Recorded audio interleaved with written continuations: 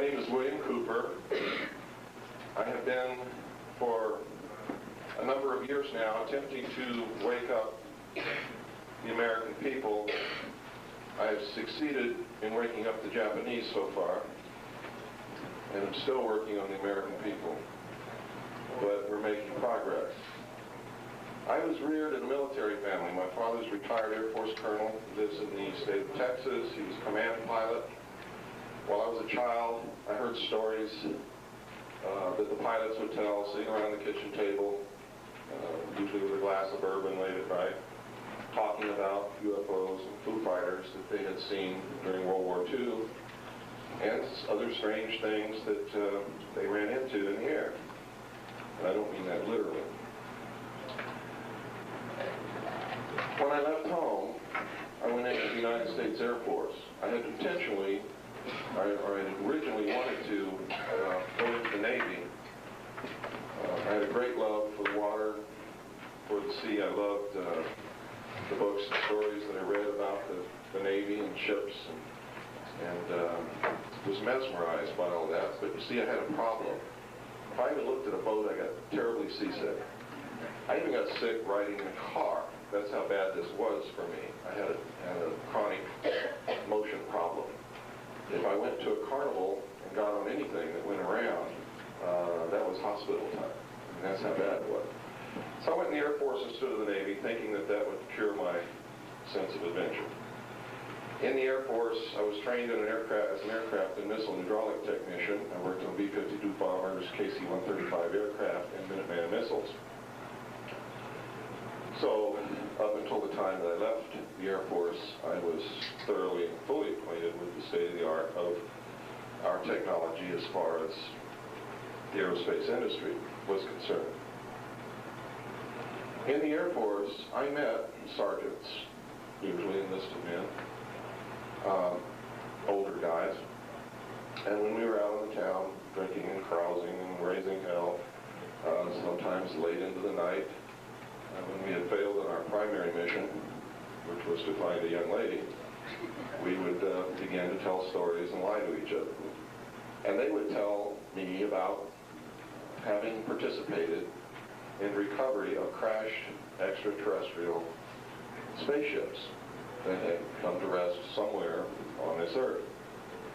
Because of the situation that we were in when these stories were told, I never did believe any of it at all, to tell you the truth, and quite frankly, wasn't interested. I was interested in Susie or Mabel or whatever her name might have been at the time, because I was a young man. This was between the time that I was 18 and 22. I left the Air Force with an honorable discharge, served for a few months in the Air Force Reserve, and then enlisted in the United States Navy. It didn't work. I had to go in the Navy. Seasick or not, I was going to do it.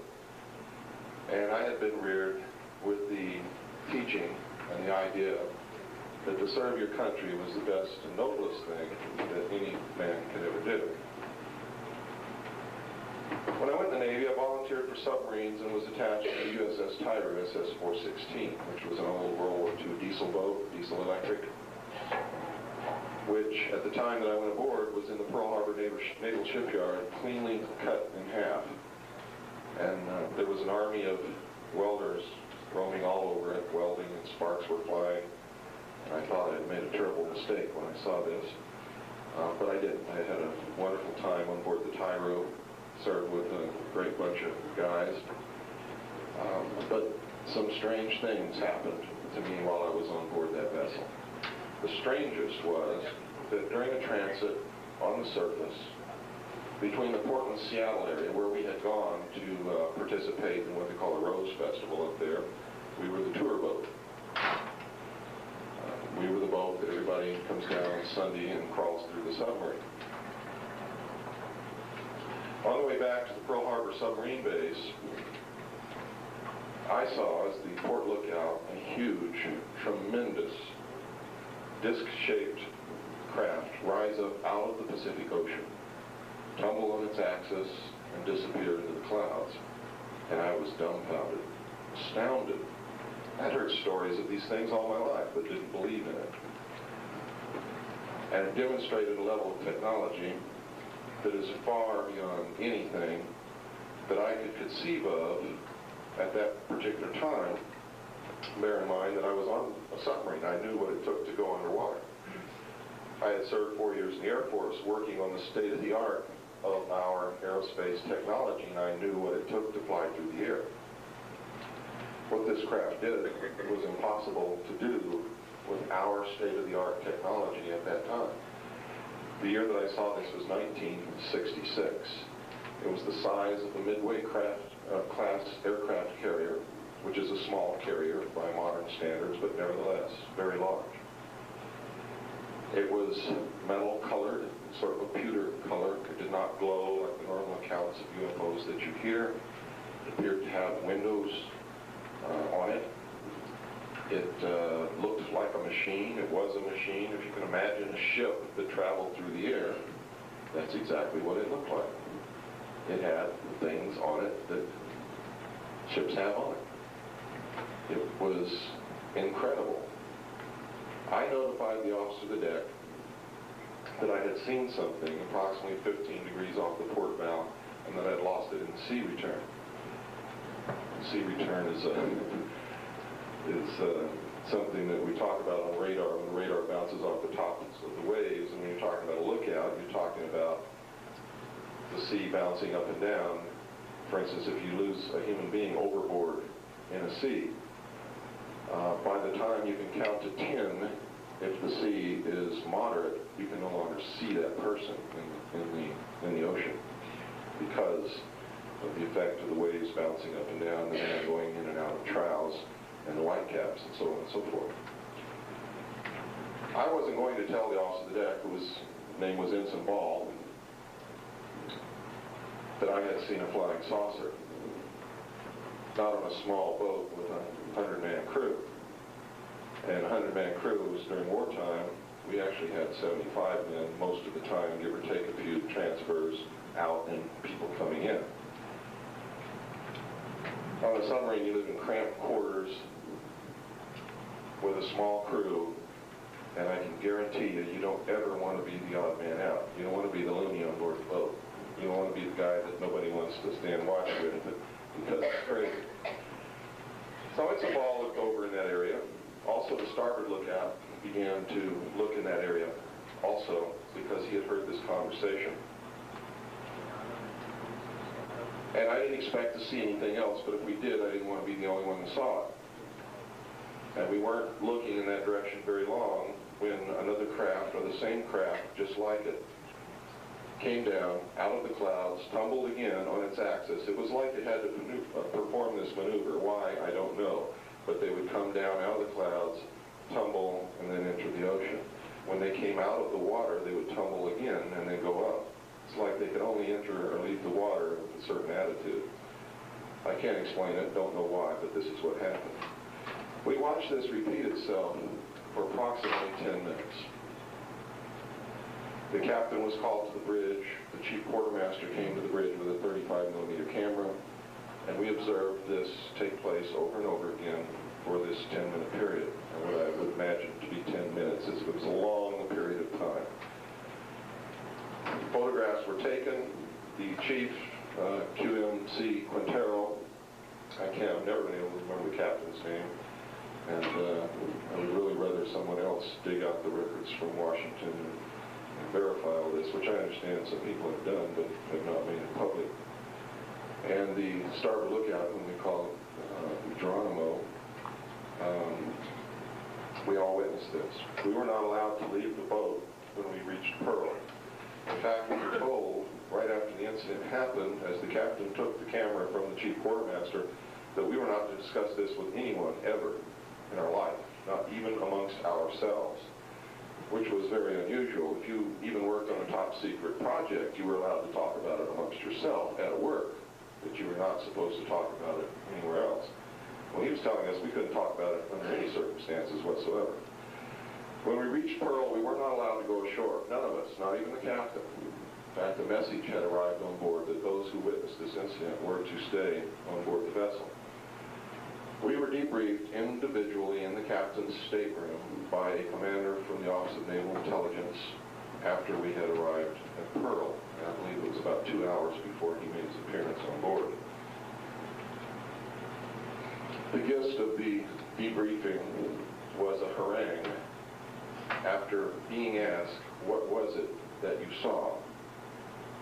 When we answered honestly what it was that we saw, we were harangued and yelled at and screamed and threatened until, and I'm not sure really what transpired with the others in there, but we all arrived at the same conclusion that we didn't see anything. And this is what I told the commander. The captain was relieved. You could see it on his face. He was happy that I said that. The commander was happy.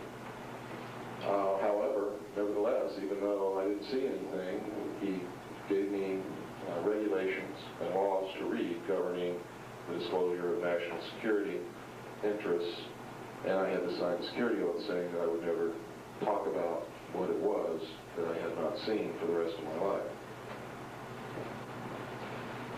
Now, this made a big impact on my life because I knew right then and there that something was going on, and at that particular time I was convinced that we were being visited by extraterrestrials. I was sure of it. What I had seen, I was sure, could not have been built on this earth by people, by human beings. Since then, I've gone from being sure that extraterrestrials are visiting this earth back to, I don't know who the hell's doing this. And I'll explain that as we go along later. But the odds are, from the last 20 years of research that I have done, the odds are solidly with human origin. Doesn't mean that everything that we see in the sky is human. Some of them, I'm sure, are natural phenomena. Some of the things that we see in the sky may be of extraterrestrial origin. But we're going to talk about, during this time together this evening, the results of what I saw in top secret documentation when I was later attached to the Office of Naval Intelligence and assigned to the intelligence briefing team of the Commander-in-Chief of the United States Pacific Fleet, and over 19 years of very thorough research, conducted not just by me, but by many people. Now, let me give you a little bit about my background since those days.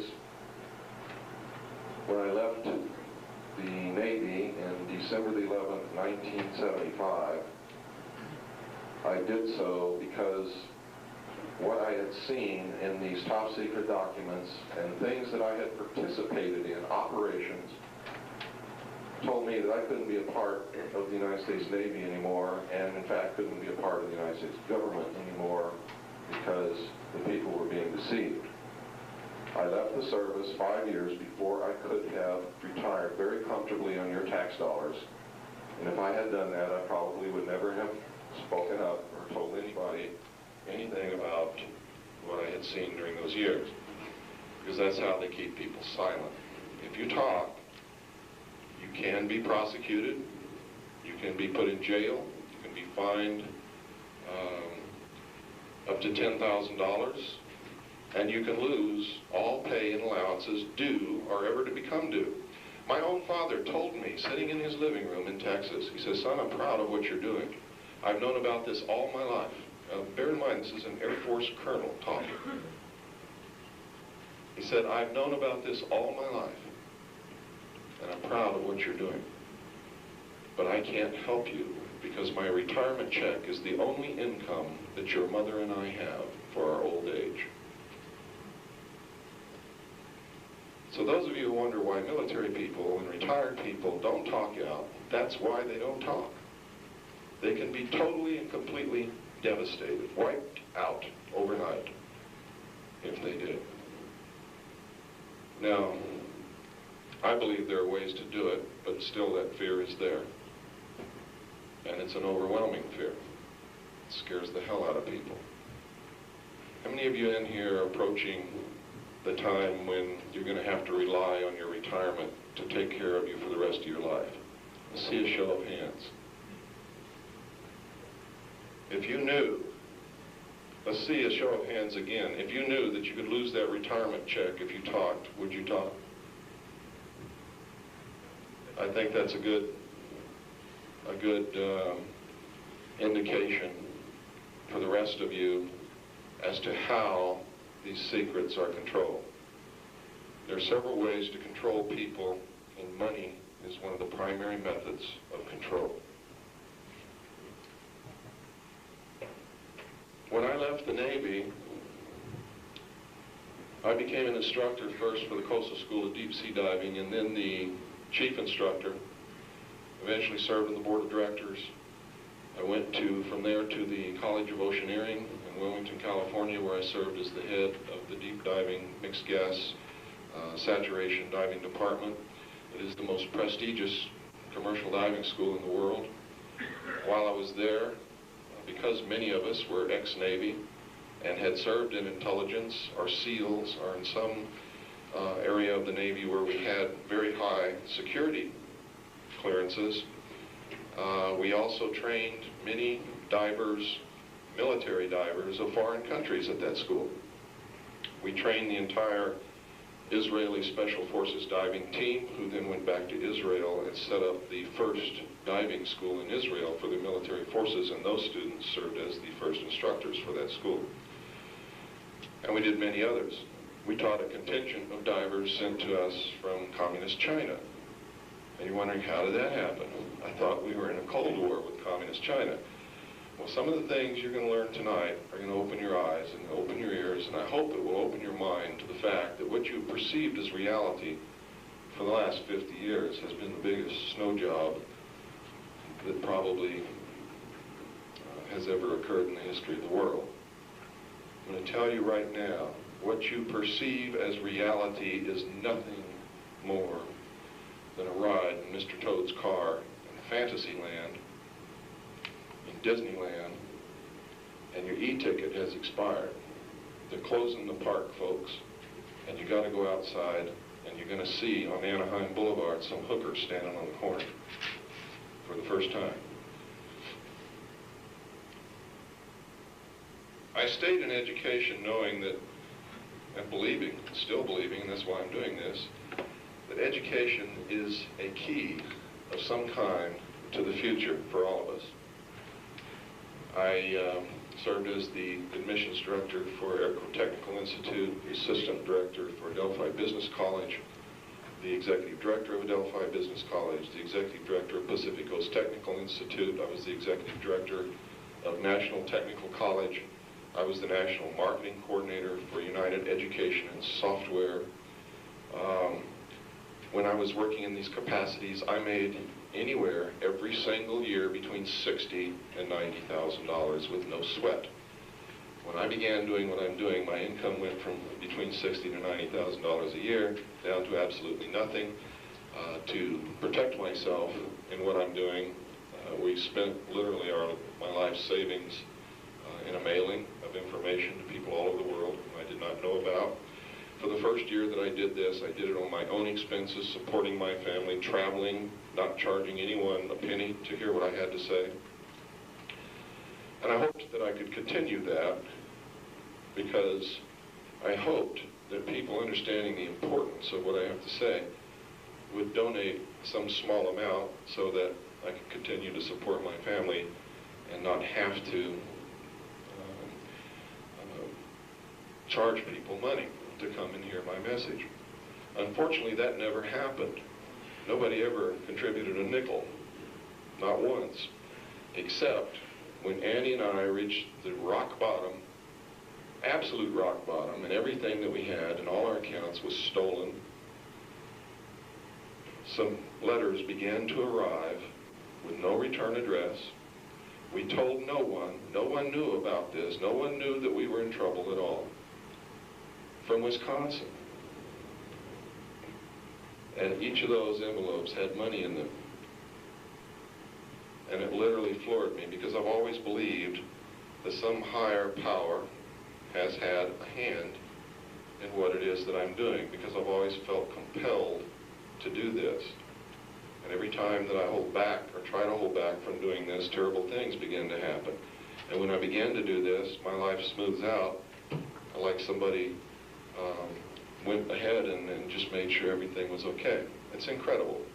It could be coincidence, but there's been so many coincidences in my life that I really don't believe it is.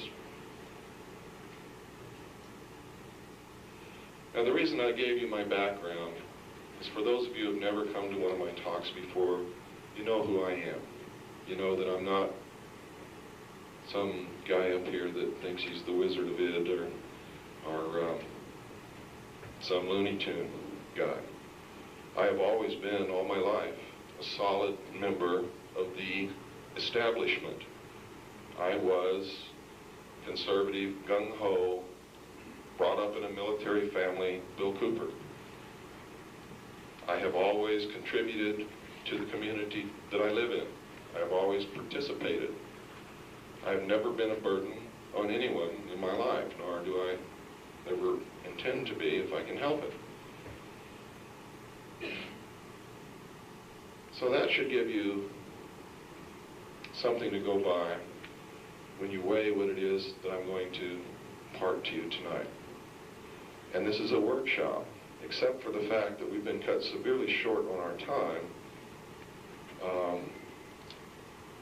I want it to be a workshop. I want some interaction here between us. But I don't want to get to the point where we're arguing semantics, or if I say something that disagrees with your religious point of view, I don't want to get into religious arguments, because that's not why we're here. I'm here to impart to you what it was that I saw in documentation many years ago, and what I've learned through 19 years of research.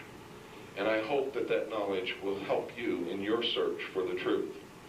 And as in every lecture that I ever give, or every workshop that I ever give, or any conversation that I ever have with anyone, I don't want you to believe anything that I impart to you tonight unless you can go and verify it and confirm it from different sources. And I don't mean because somebody tells you that Bill Cooper, yeah, he was telling the truth. I mean, you've got to be able to prove it to yourself. You see, one of the reasons that we've gotten to this point, folks, is that most people are blindly believing on faith what they're told by a lot of people. A lot of people. The government, for one. Your parents, for another. And a lot of untruths have been passed down and are still being passed down from father to son,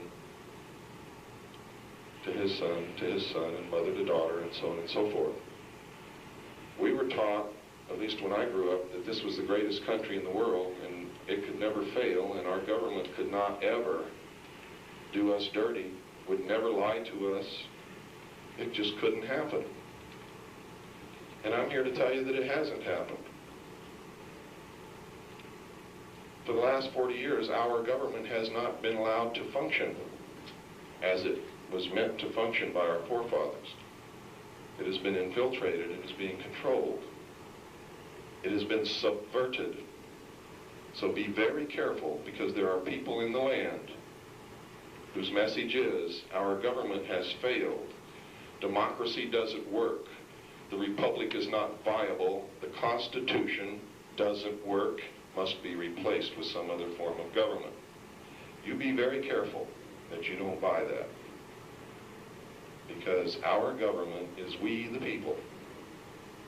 And it will work if we want it to work, and it will fail if we want it to fail. And that's the real truth of the matter. Let's go back a long, long way. Let's go back to a group of people probably standing on the edge of a forest near a cave, probably with no clothes, or if they had clothes, they were probably animal skins. These people had made probably the first progression in what I call the ultimate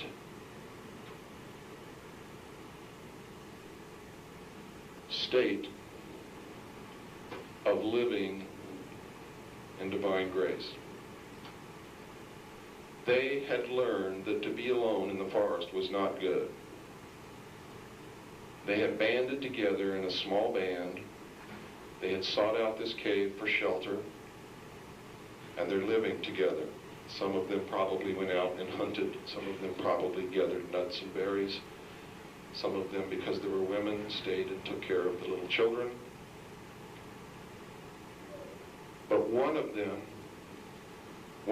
learned something that the others did not know how to do. And this person realized, whoever this person was, that if he concealed the process by which he did this act, whatever it was, from the others, that he could have the best and warmest spot in the cave to sleep, that he could have more food than everyone else, that he could probably have the woman of his choice, that he could be the king. And so he withheld knowledge from the others. This man, whoever he was, founded the Illuminati. He was the founder of what group calls itself the Guardians of the Secrets of the Ages. The men who throughout history have learned to withhold knowledge for their own gain and power, because they believe that the rest of us are not capable of understanding or using our intellect, and that we would misuse that knowledge. And so we are to be guided and herded like sheep and like cattle. This is their true feeling about the great herds or masses of people. If you believe as they do, we're herds. Now, I have been able, for the last 19 years, to come up from thinking that everything in the world stumbled along and happened when it happened, to believing that no, that can't be right because there's too much organization to it, and it very seldom ever happens in favor of the people. Very seldom. And if it were by accident, it would have to happen in our favor more often, but it doesn't. So I began to look in conspiratorial literature, in history, to find evidence of this. And I've not only found evidence, but I found proof. I found that these men existed all the way back before the ancient Temple of Wisdom in Cairo, long before the birth of Christ. And that they existed in what were called the mysteries, or the mystery schools. And that they existed in the temples as priests who used technology and knowledge, no matter how primitive it was. They used it with a superstitious people to gain and hold and control governments, people, religions throughout history. Now, for those of you who may be here wondering, uh-oh, this guy is going to come out here with some strange religion. Let me tell you that I'm not going to preach to you tonight, but we are going to talk about religion, because that's been one of the methods of controlling people throughout history. If you want to know what my own personal religion is, I'm a Christian. But I'm not the kind of Christian you see on television on Sunday morning. I believe in the Constitution completely. That is my one and only political stance, is that I am a constitutionalist. I am an American. I believe in this country. I believe that what our forefathers set up for us, they gave us all the tools to make sure that if we were capable, we could not fail. If we were not capable, we were guaranteed to fail. I believe that if the Constitution says something's okay, it is. If it says it's not, it isn't, and that's all there is to it. I'm not a Republican, Democrat, libertarian, populist, or anything else. I'm just an American, and I go through life wondering why there's no other Americans around but me. I think that's very strange. I think it's absolutely incredible myself that we have a country full of Democrats, Republicans, Libertarian, Populists, no Americans. So that's my political viewpoint. For those of you who are wondering if I'm a communist or if I'm a Democrat or if I am a follower of the Nazi movement or whatever that happens to be, I'm not. I'm just an American. What makes me different is I can guarantee you that very few of you who have ever seen a real American before. No matter what you think of yourself, if you've been manipulated into believing that you have to be a Democrat or a Republican, if you have to call yourself a liberal or you're a conservative, then you stopped being an American when you made that decision. Because there is no such thing. If you believe in the Constitution and the Bill of Rights, then you're an American. If you believe anything else, you're not. It's as simple as that, because that document is America.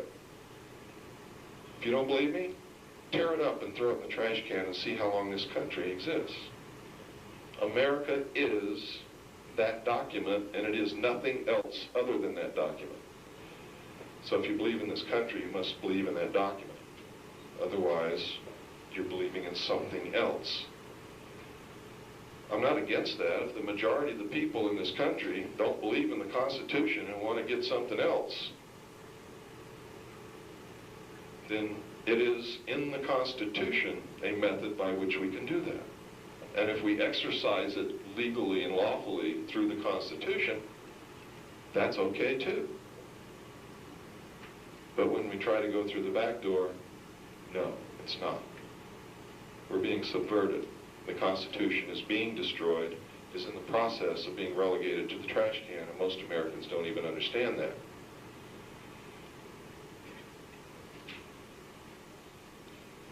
These men who made up the mystery schools, the guardians of the secrets of the ages, the structure of their organizations always exist in a pyramidal form, with the majority of members on the bottom rung, and each rung requiring degrees of initiation, with a very small group at the top controlling this gigantic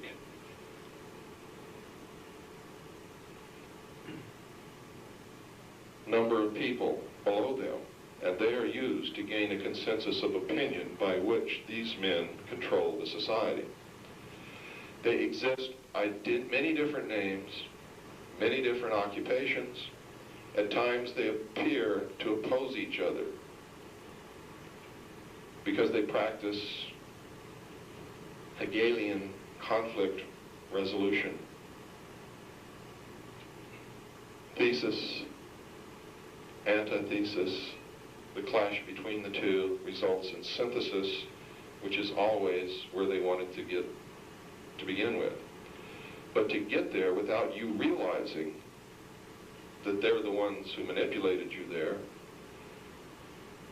they divide you up into opposing groups: Republican, Democrat, Libertarian, Socialist, Communist,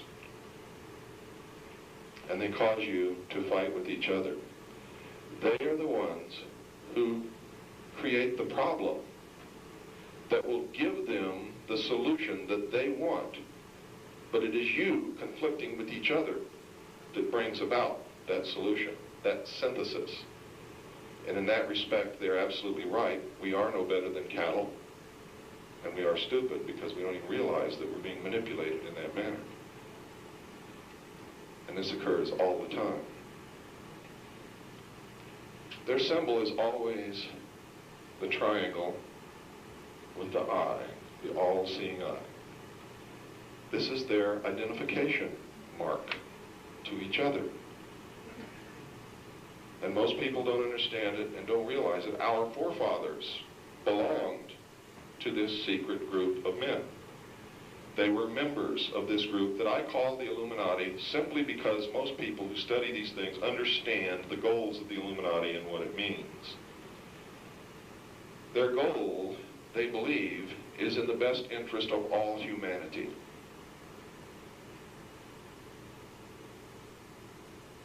And we'll go into that a little bit more along the line. They believe that they're doing the right thing. They believe that the end justifies the means. They believe that they are the only ones on this world with truly mature minds. And while they understand the literal, esoteric truths and are able to communicate directly with God, we are only giving the exoteric interpretation. And we kneel at a stone altar that can neither hear nor talk back to us. This is what they believe.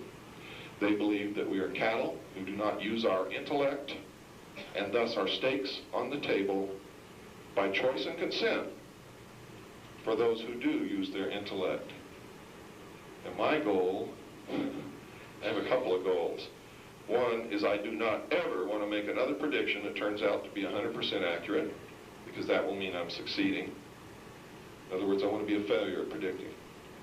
Number two, I want to wake you up to the point where you can stand in front of a mirror and say with no hesitation, I've been stupid all my life, and I'm never going to be stupid again, and that you will begin to use your intellect so that we can control our destiny, because if we don't, a small group of men meeting in secret will. Make no mistake about it, they will. And the only way that they can do that is if we are brought under complete and total control on a 24-hour basis. That's what the New World Order is all about.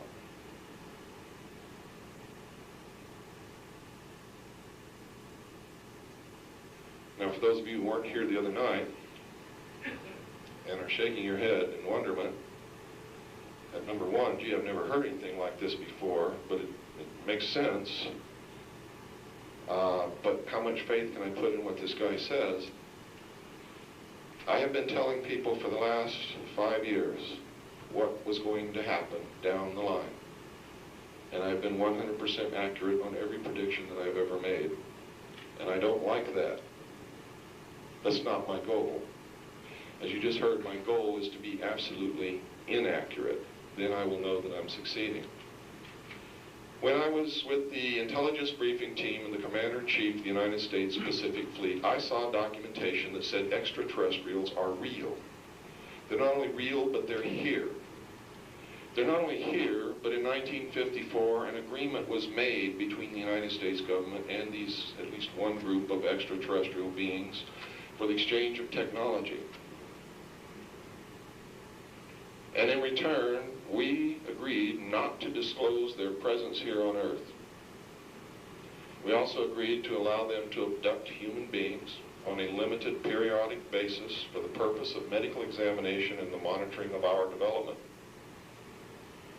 That this was being, the exchange of technology was being conducted in an area called Dreamland, which was in some place which had a first name of Yucca, and I can't remember what the last part was, but I've been able to locate several Yuccas: Yucca Valley, Yucca Proving Ground, Yucca Flat, and there may be even more. But I do remember that whatever this Yucca was in the Mojave Desert. And it was called Dreamland. I know that recovered, crashed extraterrestrial craft in these documents that I read were being tested first in an area called Tonopah, and second in an area, after it was built, called Groom Dry Lake, or Area 51. I can take you today, this very minute, to a spot in the Nevada desert outside the Atomic Energy Commission test site near Groom Dry Lake. You can bring cameras, videotapes, whatever you want, and you can stand there in the desert, if you're willing to stay there 2 or 3 nights, and watch these craft fly. Watch them being test flown by the United States government. Now, you have to understand that there is so much deception and manipulation involved with the bringing about of the New World Order that even as far back as 1972, I could have been shown these documents to make me go out, eventually, knowing my psychological profile and my patriotism, and talk about this. But why would they want me to talk about it? And it appears that that may have been what's happened. Can anybody come up with that? Why would they want me to talk about it? See if anybody in here has thought that far ahead. Has anybody got an answer? Yes? Misinformation, but why? I mean, there have to be a reason for it. They don't just throw out stuff just for misinformation. I mean, there's always a goal to whatever is done specifically by the intelligence community. Yes, sir? That could be one reason. Maybe they want to eventually acclimate the American people and the people of the world to an extraterrestrial presence. Why? Well, without being prepared, could you see some little guy that didn't look like us land and wade across Georgia and get out and walk down the street without getting killed? Could you? There are many places in the world where if they landed, if they're real, if they got out of their spacecraft, somebody would shoot them dead on sight. Simple as that. To put it bluntly, human beings suck. We wouldn't even give them a chance to find out who the hell they are. We've been killing each other for thousands of years, maybe tens of thousands of years. What makes anybody believe we would treat them any different? Most people,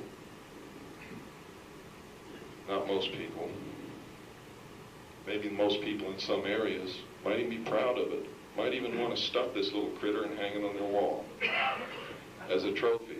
You got a deer last week, Joe? Well, I bagged a reticulum.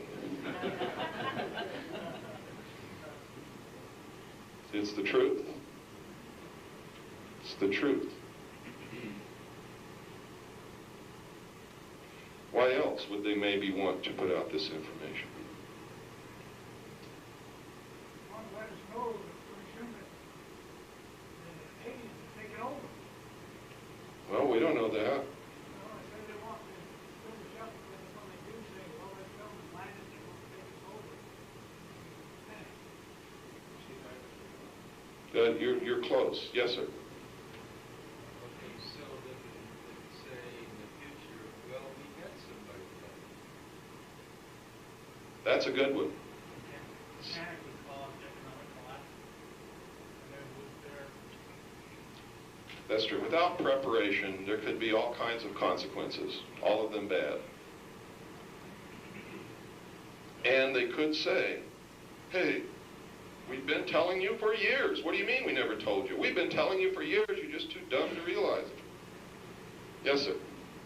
I think for like movies, a lot of television, kind of their way of testing our reaction.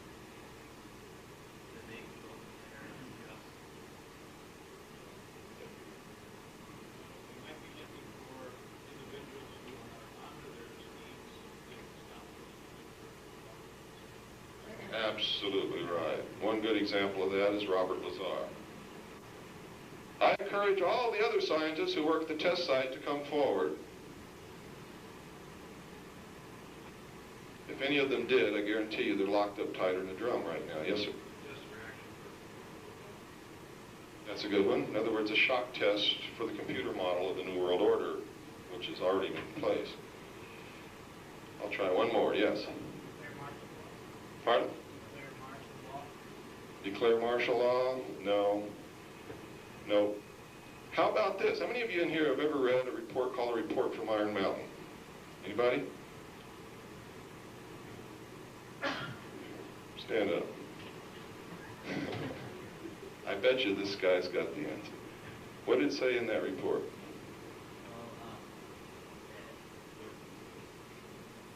Well, the report was basically about how the economy was, in a way, based on war. Everything. The report was called Report from Iron Mountain on the Possibilities and Desirabilities of Peace. And what that study group wanted to know was if it was possible to continue the system in peace without using war. And What was the part that is? Now, I'm really proud of this young man. I just met him here. How old are you? 16 years old. He knows a lot more at 16 than I ever knew at 30. And I guarantee you from talking to him, he knows a lot more than most of the people in this room. That's the future. And as long as we have young men and women like him, then we stand a chance of having a good future. So, for those of you who live in Phoenix, I'd appreciate it if you'd really give this guy your support, especially if you have groups and things that meet. He wants to establish a group for younger people to learn about these things. The report from Iron Mountain was a study made and financed by the United States government in order to find out if we could ever genuinely live in peace, disarm all the nations and live in peace, a lasting peace. The report, the conclusion, was not too optimistic in that the report made it very clear, and for those people in this room who really understand how the economies of the world work, you know that the economy of not just this nation, but most nations of the world is a war-based economy. And without the defense industrial complex, we would be at this moment in the midst of a depression that would make the Great Depression of the early part of this century look like a Sunday school picnic. We derive over 70% of our gross national product directly from businesses that service or support the defense industrial complex. The defense industrial complex, to the elite who really understand these things, is a welfare system to keep us from revolting against the powerful few. It keeps a chicken in every pot, and that's what it's really for. The Cold War was a scam. The United States and the Soviet Union have been operating a secret space program out of the public view since the end of World War II. They have developed a technology that would make George Lucas and Steven Spielberg turn green with envy. Resembles nothing less than sheer magic. For those of you who are interested in alternative healing methods, they don't withhold those things from the public so doctors can get rich, like I've heard from so many people who are into alternative methods of healing. They do it to keep the population of the masses in check. They want people to die. People have to die. The sooner the better, in their estimation. Why? Let me tell you why. Because between 1957 and 1990, the population of the world doubled. I remember going around for years wondering, what the hell's going on? I mean, everything's different. It's not the same anymore. And it wasn't. It was mainly a result of increased population.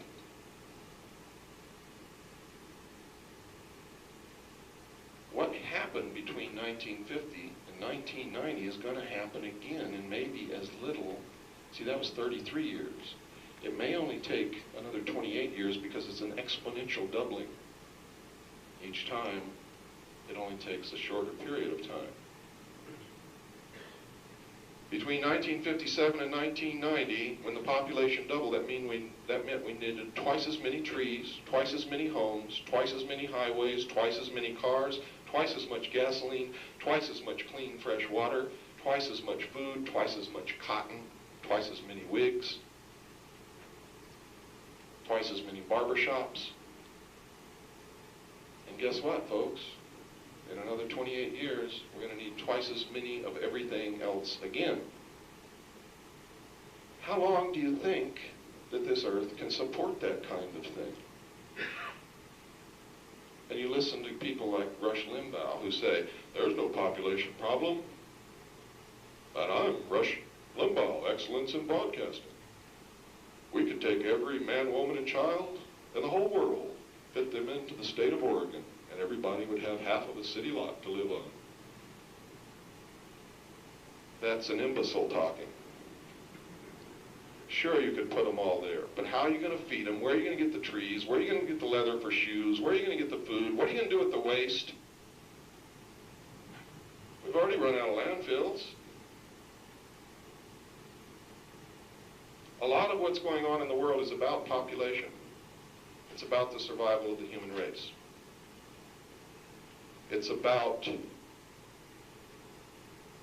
the ultimate victory in this race between good and evil, the balance of the universe. Who's going to win? And what are they going to do with everybody else that doesn't win?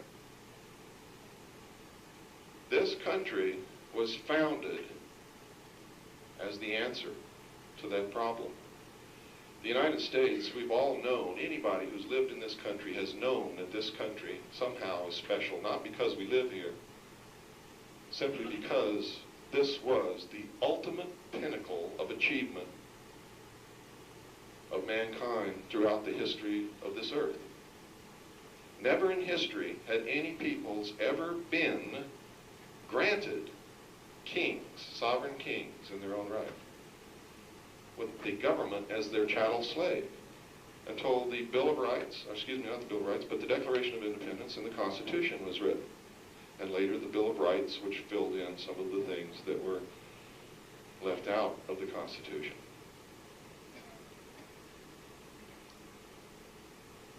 How do I know this? This guy's wacko.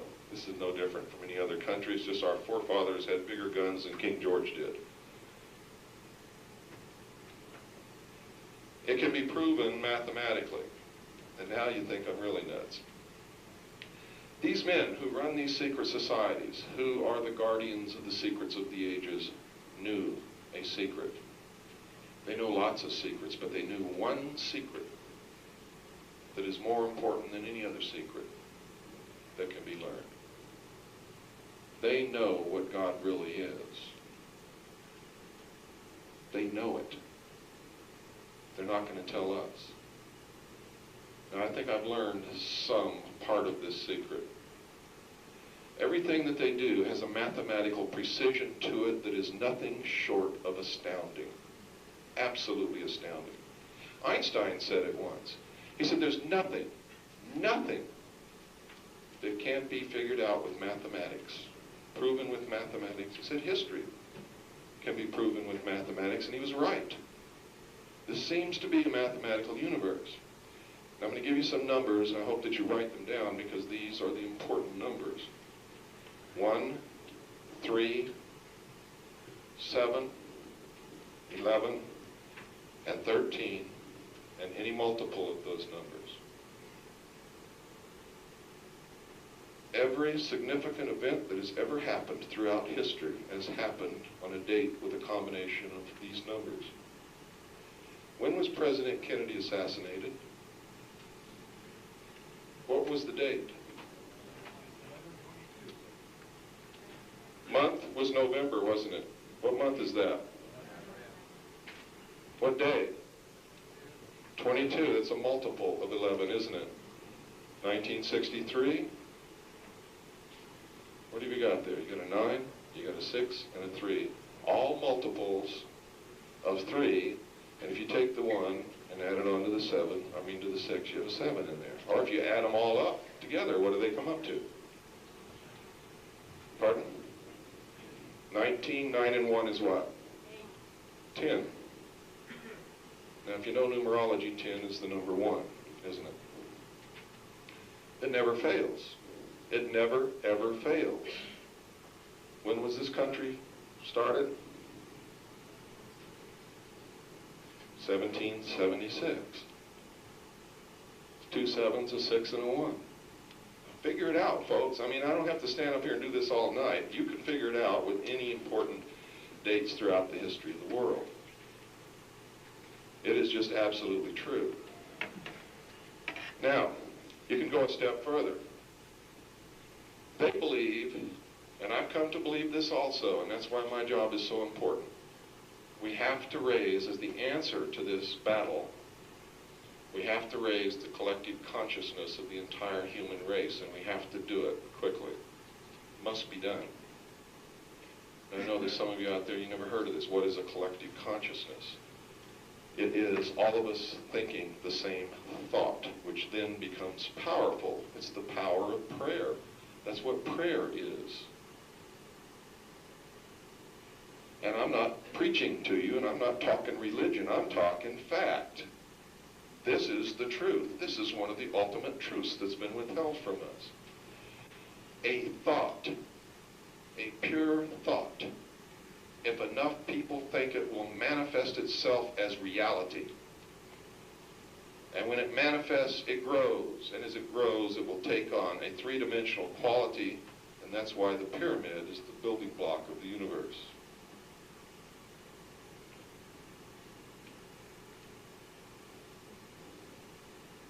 That's why Father, Son, Holy Ghost. That's why the number 3 is so important. That's why in one there is always 3. Believe it, it's true. That's why when this nation was founded under God, the thought created 3 realities under the heading of Father, Son, Holy Ghost, which became this country.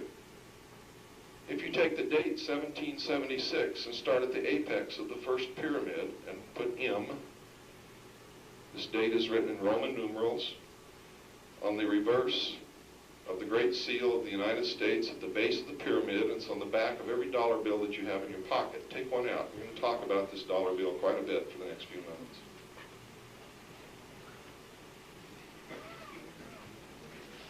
Nobody told me all this, folks. It's just that in all my years of studying these secret societies, all of a sudden, I began to become illuminated, which is what they call themselves.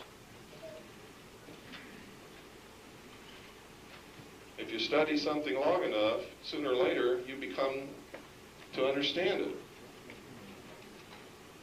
If you start at the apex of the first pyramid, remember there are 3, go from the top to the left corner on the bottom and across to the right corner of the first one, and then start at the top of the second one and put those Roman numerals at each corner.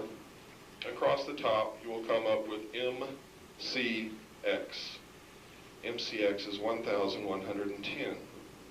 That was the date that the ultimate branch of this secret group of men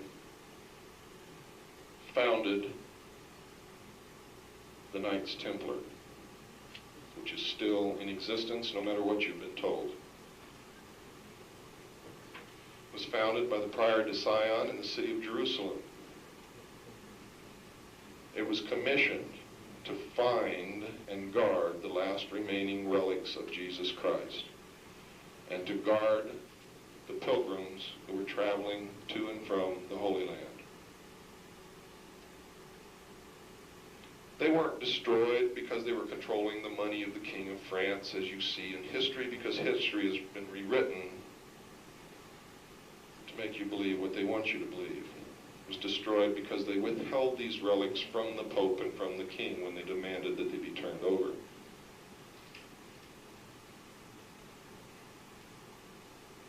Now, if you take 1110 and take the culmination of prophecy and add to it, which is 666, what do you get? You get 1776. The Knights Templar were founded to fulfill prophecy, and this country was founded to fulfill prophecy by these men according to a mathematical formula. Now, if you did that with the triangles across the bottom, take the 2 Roman numerals at the bottom of each pyramid and add them together, and you come up with the first one is 600. That's what you should have. The 2 Roman numerals at the bottom of the second pyramid should add up to 60. And the 2 Roman numerals at the bottom of the third pyramid should add up to 6, which is 660 and 6. The foundation of this country, the thought, manifested itself as the fulfillment of prophecy. No, you're lost. I said draw in your mind 3 pyramids. Take the Roman numerals at the bottom of the pyramid on the back of the dollar bill, starting at the top of the first pyramid with the first Roman numeral. And then go down to the lower left and the lower right, and start at the top of the second one and place those Roman numerals. It's 1776 in Roman numerals. There's 9 digits on the bottom. I think 3. Yeah. Well, we don't have have time to go through that with every individual here. Remember that when you get home, do it, if you don't have time to do it here. I can't take time out from this seminar and go over this with each individual person in this room. Believe me, it comes out. It comes out with a precision that is astounding. You see, because as the country manifested, it also manifested its antithesis. In other words, what these men realize and what they know is that in the beginning, is there a minister in here? Is there a reverend, a minister? Yes. Can you quote me the first paragraph of Genesis?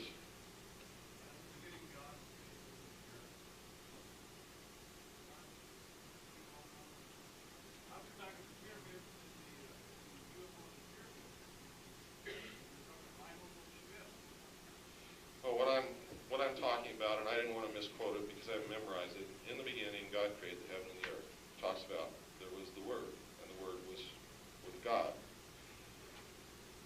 These men believe this, and I've come to think that this is probably true. No matter what your concept of God is, if you believe in a God, God created everything that there is. If you don't believe in God, then it all happened by accident, so this may have been the way it happened by accident. We don't have to be in church to understand this, and it has nothing to do with church because the men who believe these things aren't religious men.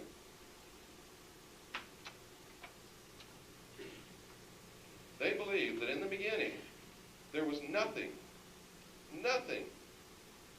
but whatever there was in this nothing came together as a thought. If you can imagine that. It's the old thing, what came first, the chicken and the egg? Well, they believed that this was pure thought. And the thought, because it was all there was, manifested the reality of everything that is or ever will be was manifested at the same time. Now, they're not talking about fate. They're talking about everything that could ever exist in all of its forms was manifested then. In other words, there weren't 400 million creations. In other words, next year, he's not going to create Joe Smith, who's going to work in a pickle factory. Joe Smith was created in the beginning. Everything that ever is, was, or will be was created at that moment. And individual thought, our consciousness, is what arranges everything that is into what can be in the future. Now, you don't have to believe this, but this is what I'm telling you, these men believe. They think this, they believe it. And as far as I can tell, they appear to be right. Lemon-colored Cadillac parked in fire lane. Must move are, well, I'm not going to say what they said. It's going to happen here, but if you got a lemon-colored Cadillac, I'd go move it. Huh? It says lemon-colored Cadillac. If you're confused about what color your Cadillac is, you better go check. If I were you, I would check.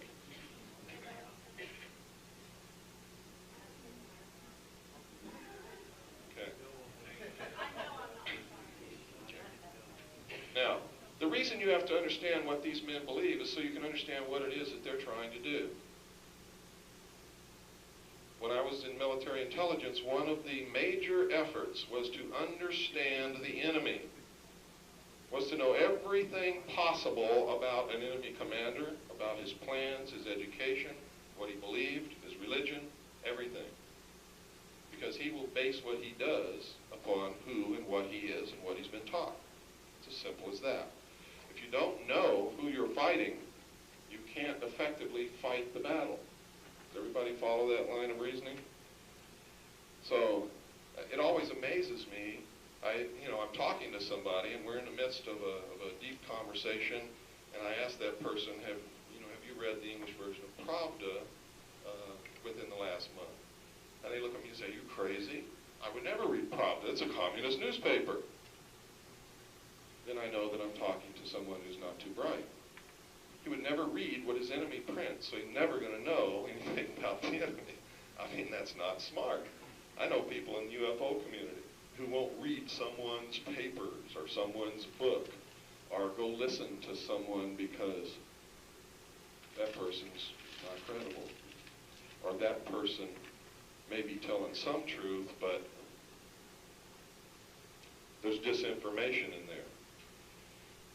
See, I'm always assembling two puzzles. I'm assembling the truth in this puzzle here, and over here I'm trying to assemble what they want me to believe. I don't throw away anything, and I listen to everyone. I read everything that I can get my hands on. Because it's important. How can you fight a war with an enemy that you don't know anything about? And if you don't know what their deception plan is, how do you know that you're not living it? How do you know that you haven't fallen for it and aren't fulfilling their plan of deception to keep you busy if you don't even know what it is? So it's important. You have to do these things. It's absolutely important.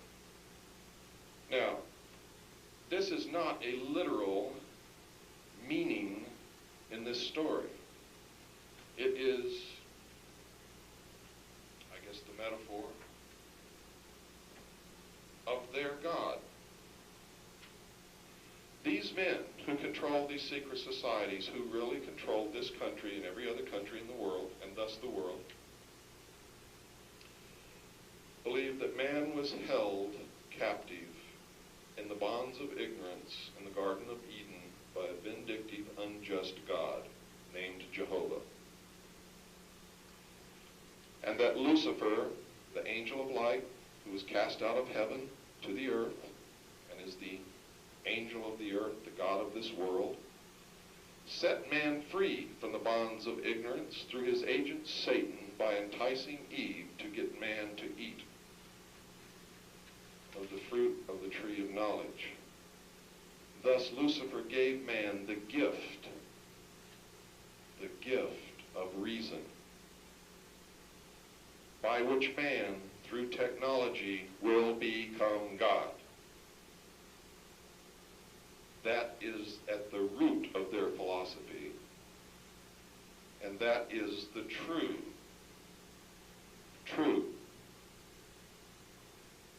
satanic thought, if you want to call it that. If you're a Christian, that's what you're going to label it.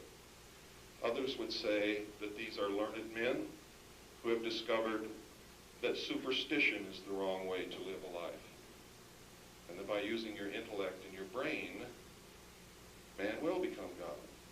I'm not going to argue those points. It's not why we're here. I'm here to impart knowledge to you, if I can, for those who will accept it and will take it out and prove it right or prove it wrong and use it. Because we're engaged in the ultimate battle for man himself, your very soul. This is what this is all about. It's what everything is all about. The final battle between good and evil. There's a balance in the universe. And if thought can manifest itself as reality, just as it did in the beginning, its antithesis will also manifest. And that is the way the balance of the universe is maintained. You have to understand that the word good has no literal meaning whatsoever if bad does not exist. There can be no good without evil. There can be no evil without good. A woman without a man will be the last in her line of species. Whether she's an ant, whether she's a human, whether she's a bird, makes no difference. A man without a woman will be the last in his species. There can be no positive without negative. It doesn't exist. I've had some real belly laughs over this concept in the New Age movement that you're not supposed to think a negative thought, that you're supposed to dismiss all negativity from your mind. You can't live that way. It doesn't work. To do that is to say, there will never be a problem, and if there is, I will turn my head and walk the other way. It's a trap. Carefully laid, but it's a trap. The concept that man is God is a trap also carefully laid. Very attractive. Everybody wants to be a God. It's really neat to go to a seminar and walk out and say, I'm God. But it's a trap. We all have, as I said the other night, a spark of divinity in us, a spark of God, a part of God. God made the universe. We all are a part of God, but no part can ever be greater than or as great as the whole. It cannot be. All of us together and everything that's in the universe together with the ultimate law of the universe is God. Doesn't matter how you visualize this God as a person or as energy or whatever. If you believe that there is an ultimate law to the universe, there must be a God. Otherwise, physics couldn't exist. There can't be order without someone or something that makes the rule, that makes the order.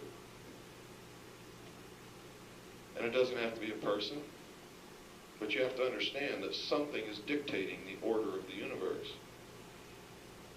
I'm very careful, try not to step on anybody's toes as far as religion is concerned, because I know that that can get into extremely heated emotional problems and arguments and everything else. My own personal religion is not trying to be foisted down your throats. And I hope you don't try to do that in reverse. Because I truly do believe in the Constitution. And that says we have freedom of religion. And it shall not be infringed. So that's why I word my lectures and my workshops in this manner. Because I don't want to infringe upon your constitutional right.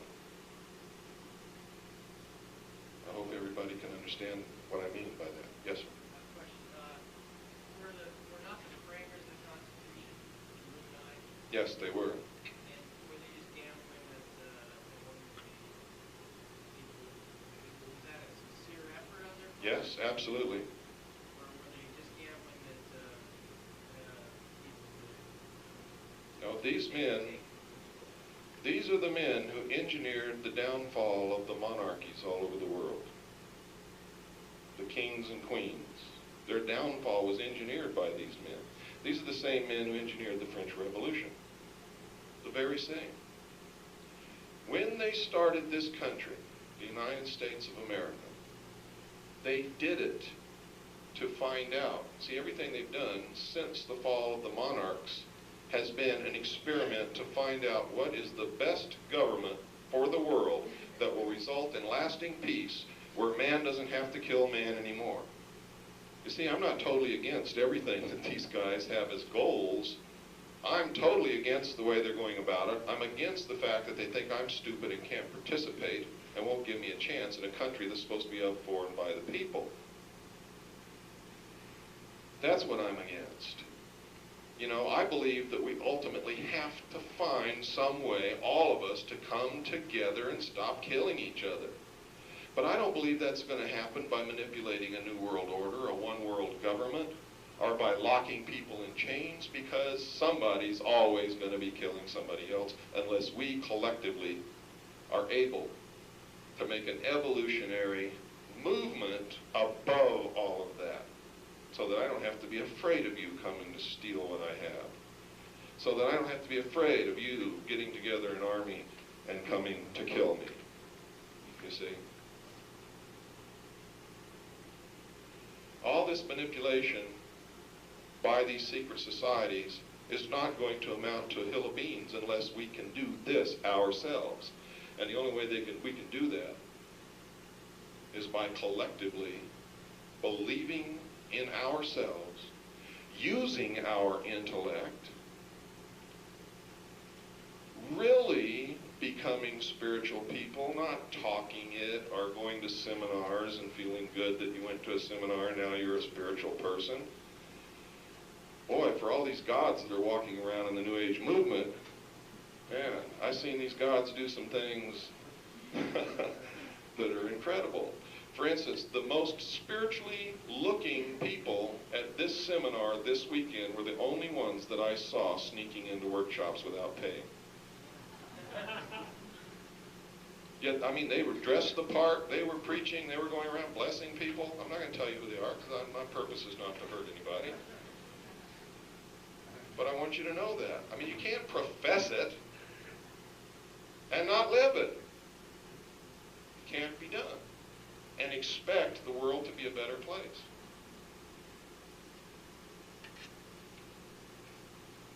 I think everybody in this room came to this seminar because they really want the world to be a better place. But I know that many people who are here professing that want, when they leave here, are going to go do something bad to their fellow man. Maybe out of fear, maybe out of greed, maybe out of weakness, maybe out of temptation, but nevertheless it will be done. And I can safely make that prediction because that's what man's been doing since the beginning of time, because that is the nature of man. That is our nature. The first thing you have to understand before you can correct a problem is you have to understand what the problem is. Our problem is our nature. And that's why we must make an evolutionary jump forward in our collective consciousness as a species in order to stop this stuff. How can it be done? By beginning to think it and live it and communicate it and educate others. That's the way it can be done. That's the way it will be done. By using your intellect.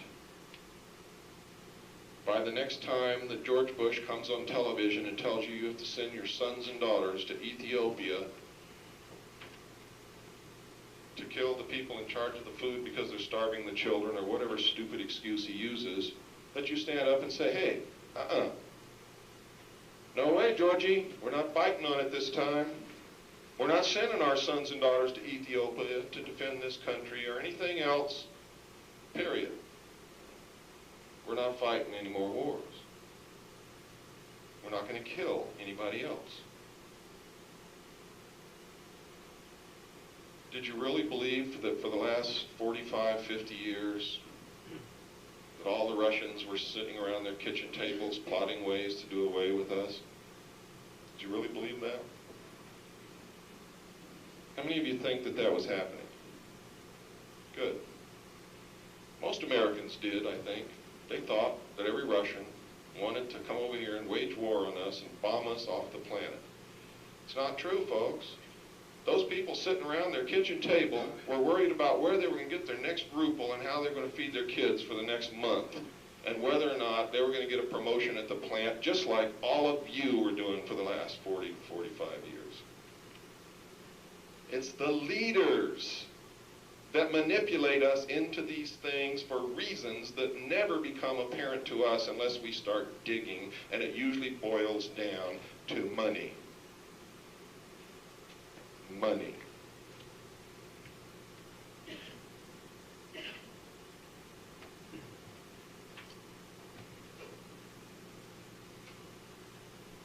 It only happens because we let it happen. We only let it happen because we really are stupid and we really don't use our intellect. And that's why I said earlier that you must be able to stand in front of your mirror and admit it to yourself. And only then, once you've admitted that that problem exists, can you begin to correct it. I had to do it, and it took me a long time to do it because I was a pretty proud, pretty brainwashed, oriented, establishment, gung-ho, military idiot. And that's the truth. I was stupid. But I'm not stupid today. And I hope you're not stupid today, and I hope you won't be stupid tomorrow or the next week or the month after that. But you will never get out of that until you can admit it first. That's important. You have to stop fighting someone because that person looks different. I had to just crack up. You know, I'd be on a radio talk show somewhere talking about my experiences and what I had learned, and somebody would call in. And this happened on many occasions because it's part of the government's campaign to discredit me in the eyes of the public. Somebody always calls in and says, we have proof that Bill Cooper is a member of a branch of the white Aryan race and is a racist. I wish my wife was here because that's when I asked my wife to come in. My wife is Chinese, you see. And I always laugh at that point because they didn't do their homework. That's why it's so easy to beat this enemy. They never do their homework. I have people call in now and say that I'm anti-Semitic because I published the Protocols of Zion in my book. They pick up my book and they live through it in Protocols of Zion. Oh my God, we've got to mobilize the communities and anti-Semitic. He wants to kill all the Jews. And then they feel really bad when they find out that in my book I make a very, very literal point of the fact that this is not the Jews that are behind all this stuff. I published the Protocols of Zion so that you would begin to understand what is happening, what has happened, and what's going to happen. The test of a document is not who somebody said wrote it or didn't write it. That doesn't make any difference whatsoever. You see, the Protocols of Sion, and that's really the name of them, not Zion. Zion is a corruption of the name Sion, which is really the mount where Jesus was crucified in Jerusalem. That's the real name of it. And that's the real name of that document, the Protocols of Sion. It was written by the Illuminati, not the Jews. There are some Jews in the Illuminati. There are also some Episcopalians and some atheists. And a lot of other people.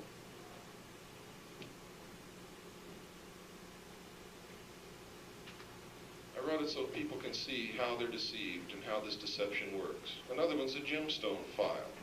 The Gemstone File is pure disinformation that was put out by the Central Intelligence Agency researchers on astounding journeys in fiction and never get at the truth.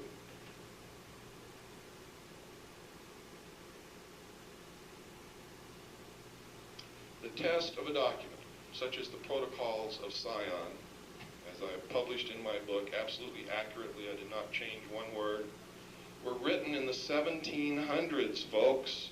And the test of the authenticity of a document is not whose name is signed on the bottom, it's whether or not the plan in the document is carried out.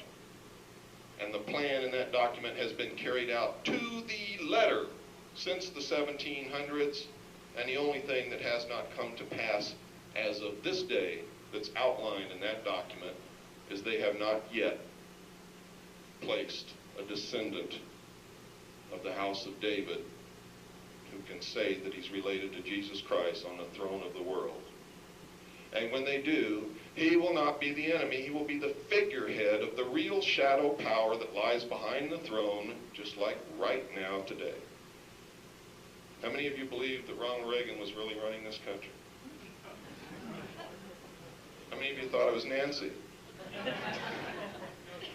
If you guessed Nancy, you were closer to the truth than if you guessed Ronald, because Nancy is the granddaughter of John W. Davis, the founding president of the Council on Foreign Relations.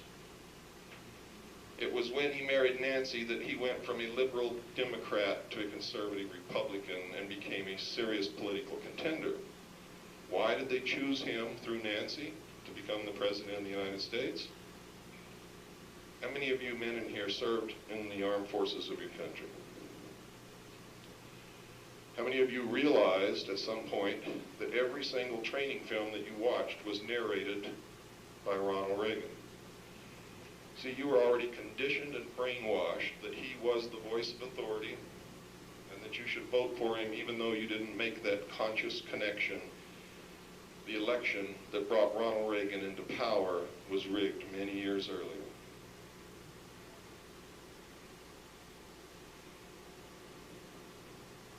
Was rigged.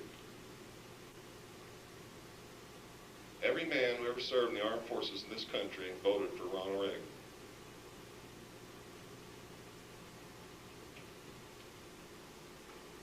Because they had been trained to listen to him, to believe him, and thus to vote for him. Although they may not have consciously made that connection in their mind, it's the truth.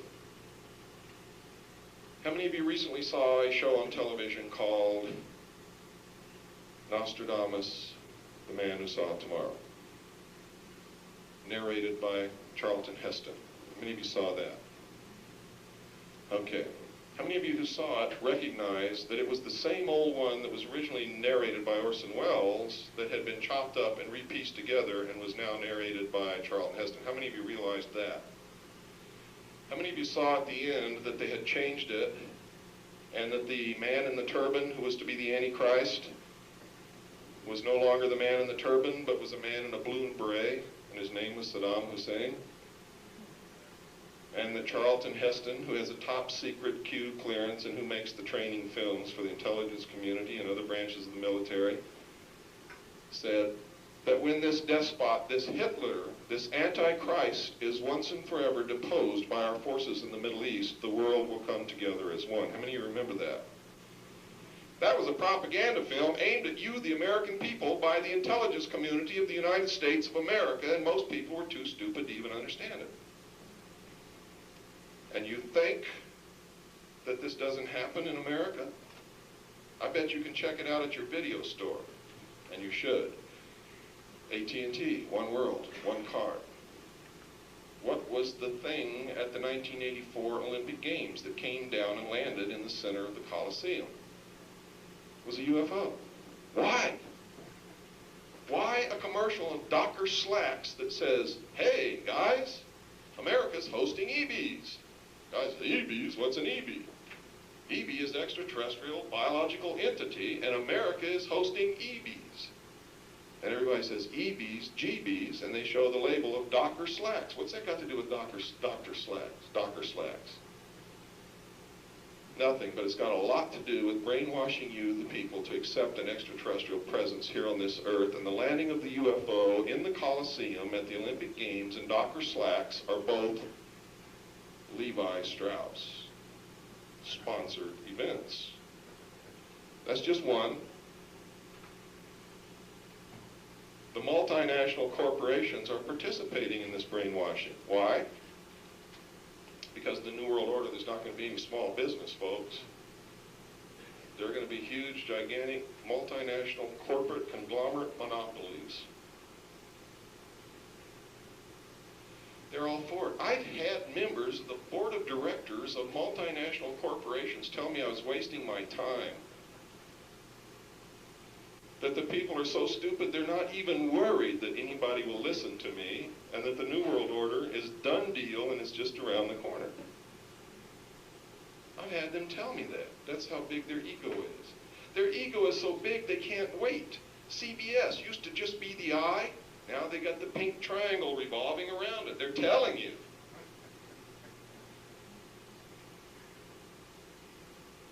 They can't hold it back. How many of you have seen the logo for American West Publishers? How many of you know who American West Publishers is? How many of you have heard of the Phoenix Journals? George Green?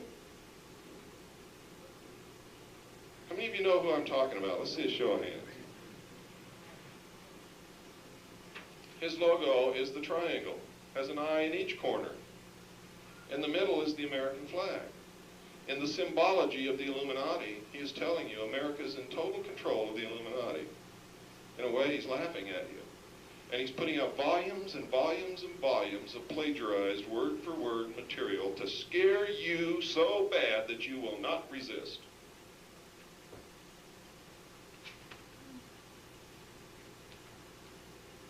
And in the latest one, Commander Hatton, the space cadet, is recommending that you liquidate all your assets, convert your assets to cash, send the cash to George Green. He will buy gold and he will store it for you. Because in the New World Order, all property and all wealth will be redistributed and you won't be allowed to have gold. Well, what makes you think he'll be allowed to have it? And what makes you think he's going to give it back to you after all this occurs? And guess what? Thousands of people are sending George Green their money, except the people in Texas. You see, because all across the state of Texas are these unfinished real estate developments that George Green started, stole the money, and split to the UFO community. And they're standing down there with a rope in their hand waiting for him to come back. Because he already ripped off the whole state of Texas, and now he's going for you guys. These are just examples of how they're flaunting it right in front of your nose and how people are buying this and sucking it up. I don't even understand what's going on. It's an example of what they believe to be true proving itself to be true, and that's what's got to stop. You've got to stop proving to them that we're cattle, that we're stupid, that we can't use our intellect, and we're not worthy of governing ourselves, because that's the decision they've made, and that's why the New World Order has to be. You see, this government was founded as an experiment to become the New World Order in one of two ways. Either by proving that people could, through the tools that they gave us, really, honestly, truthfully, and forever rule themselves, or they would fail miserably, and they would lock us down under tight control, and they would rule us. The decision was that the experiment has failed, and I have to tell you, they're absolutely right. When nobody votes, we're not running this country. When nobody cares, we're not running this country. When you elect professional politicians time after time after time to the same office, we're not running this country. We don't even pay them. Why would you even dream that they're representing us? They have no reason to represent us. They're paid by the federal government. See, our country was set up so that citizens would go serve in the State House or in Washington for one term from any community, and one term only, no matter what office they held, and never go back again. And while they were gone, the community sent them rations to subsist upon, took care of their farm or their business, and made sure that their family was fed and their health was taken care of. They had a vested interest in making sure that they represented that community, wouldn't you say? Who have we sent to Washington or to the State House lately that has a vested interest in representing any of us? I can't count one. I can't count any that even care. And the Hawaiian people are so proud of Daniel K. Inouye. And he sold them down the tubes, giving away their land. Maybe you read the paper this morning.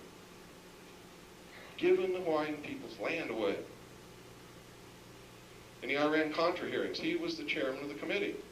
When Congressman Jack Brooks brought up the issue of the plan to suspend the Constitution, which is not allowed for anywhere in the Constitution, so it's illegal, he was shut up by Daniel K. Inouye. I can talk about senators and congressmen from every state in this union because they're all just as guilty.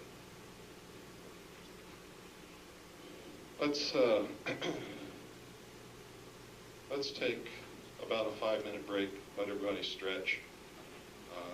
I don't know if you can make it out safely and back to your chair, but at least you can stand up and take a stretch and a breather, and then we'll start again.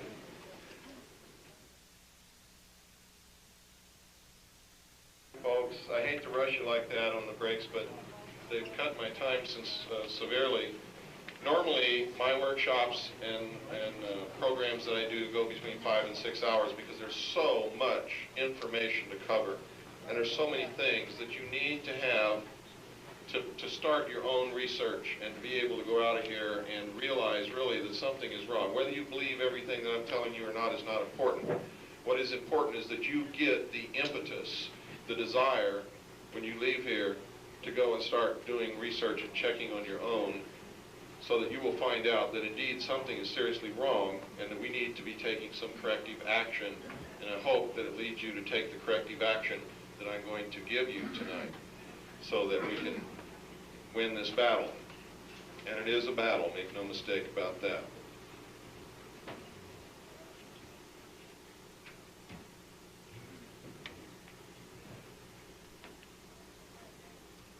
There are ways and means to control people.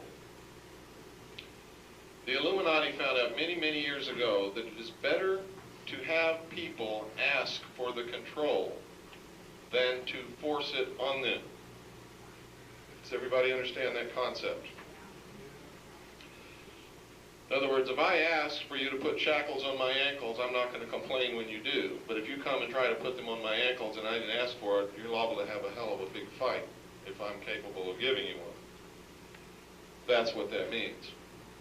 That's when they began to practice, and they did this long before Hegel came along, and Hegel may have been verbalizing the philosophy of the Illuminati when he wrote his papers, which outlined the philosophy of of Hegelian conflict resolution through thesis, antithesis. The clash between the two produces the synthesis. Now let me tell you how easily this is done. The Soviet Union, well first, let's start here in the United States. This country was founded, fought for, and established by only 3% of the entire people who lived in the first 13 colonies. The other 97% were either on the side of King George or didn't give a damn. Only 3% of the entire people of the first 13 colonies participated in the writing of the Declaration of Independence, the Constitutional Convention, the writing and adopting of the Constitution, the Articles of Confederation, all of those things, and fought for and established this country. Now, many people, wherever I go, all the time, and this is the time to bring this up because somebody's going to ask it sooner or later, so let's get out of the way now. Many people ask me, why are you doing this? Aren't you afraid for your life? The answer is no, I'm not. I don't even think about it, and I never will think about it. And where would we be if our forefathers thought about what King George was going to do to them if he caught them? We wouldn't even have this country. We wouldn't have this experiment. We wouldn't have the opportunity that we have. I sincerely believe this. Any man or woman who does not have principles for which they're ready and willing to die for at any given moment that is required is already dead. It is no use or consequence to themselves or anyone else whatsoever. In other words, if you don't truly have something that you're really willing to die for, you have no reason to live. And that's what's wrong with so many of our people who are depressed, don't have any direction. They get up in the morning, they hate to get up, they hate to go to work, they hate their wife, they hate the TV, they hate their car. They're directionless. They have not identified anything that they can be so passionate about that they're willing to die for and thus be able to have a life. Because that's what it takes to have a life. That's what's wrong with so many Vietnam veterans. They went and they lived on the edge of the razor blade to become a hero like their fathers before them, and they were rejected by the American people. That's what's wrong with them. They were willing to go and die to be able to march in the parades like their fathers did, and they were rejected. Now they have no reason to live. For those who haven't been able to resolve that conflict. How do I know this? I was one of them. It affected me too.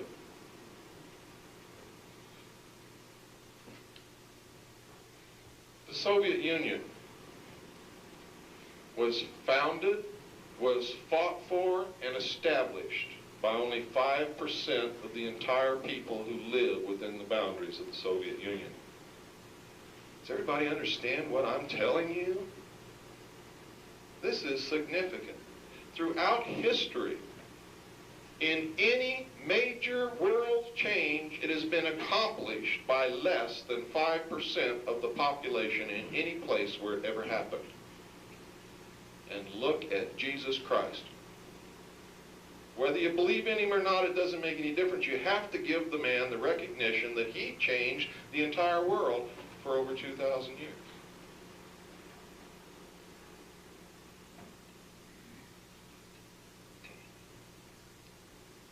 So for those of you with no hope, that should give you hope. It should give you lots of hope. Because we don't need everybody to make this a good world.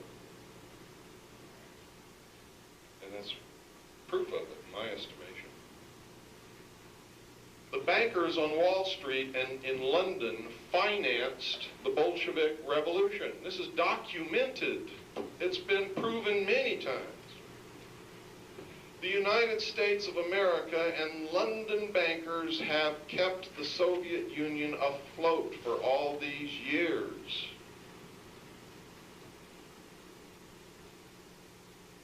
It's been proven.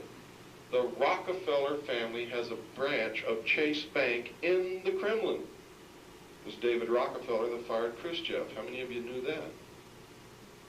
One man, 2, 3, 4, 5, 6, 7. It's true, because Khrushchev talked too much. He said in the United Nations on television, we don't have to bomb the United States. We don't have to bring an army and conquer you. You will be destroyed from within. Bam, Rockefeller was on a plane to Moscow, and 3 days later, Khrushchev stepped down. He almost gave the plan away.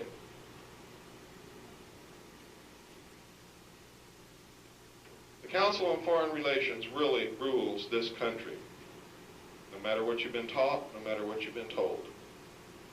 In the back of my book, I've documented in the Bush administration exactly who is a member of the Council on Foreign Relations and the Trilateral Commission, which is a branch of the Council on Foreign Relations. They have infiltrated our government and control it from within. The executive, the judicial, the highest ranks of the military, and many members of the Senate and the House of Representatives. The only one who's not a member is Dan Quayle. How many of you think Dan Quayle is a blithering idiot? There's a lot of people in here afraid to raise their hand, or else they know what I'm going to say next. Dan Quayle is one of the most powerful men in this country. Dan Quayle was the representative of the United States of America to the meeting of the Bilderberg Group in Baden-Baden this year. They don't take blithering idiots in the Bilderberg Group. So stop laughing at Dan Quayle. They're putting out the image that they want you to have of him rather than the reality of who this man is. His family helped bring George Bush to power. His family owns a controlling interest of Lilly Pharmaceuticals. His family has helped George Bush run the drug consortium that is feeding the economy to bring together the New World Order and fund all the black projects that they can't get money from Congress for. How many of you never knew where the drugs came from in this country, or think it's from the Colombian drug lords? Be honest. I'm not trying to embarrass anybody, but I want to see how many people in here really know what's going on. Okay, for those of you who don't know, let's do this little exercise. It's always good for everybody, even if you know it, because it reinforces what you know. Everybody close your eyes, and on the back of your eyelids, draw a map of the United States and all its possessions. And on that map, put a little dot wherever there is a city or a town, anywhere in the United States and all of its possessions. Now, if you've done it right, there should be so many little dots on that map that it would take you quite a long time to count them, because that's how many cities and towns there really are in this great country of ours. Now that you've seen that, understand this. In every single one of those little cities and big cities and towns and communities in this country and in all of our possessions, anyone who wants to can get any kind of narcotic in any quantity that they wish at any time, day or night. And then try to tell me that it's the Colombian drug lords who have such a protection and a distribution network and an accounting system that makes sure that the right amount of drugs are delivered to the right city and the right town on time and the right quantity and aren't caught, because they never run out. The only ones who get caught are the ones that are in competition with the Central Intelligence Agency. And the drug war is not a war on drugs. They're concentrating on the users. It's a war on the Bill of Rights. It's a war on us. It is Hegelian conflict resolution. It is thesis, antithesis, synthesis. They decide what they want, and they put in motion the problem that will arrive at the solution that they want, and they cause us to ask for that solution. How many of you saw the poll recently, the results of which said that most Americans are willing to give up some of their constitutional rights to get the drugs and crime off the streets? How many of you saw that poll? It was on the front page of many newspapers. That's what they did this for. That's one of the reasons. See, drugs are accomplishing three things.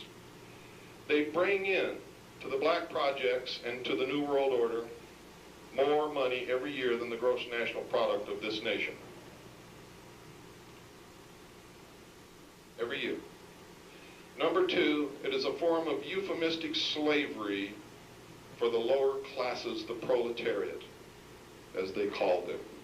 The masses, the cattle, are enslaved with drugs.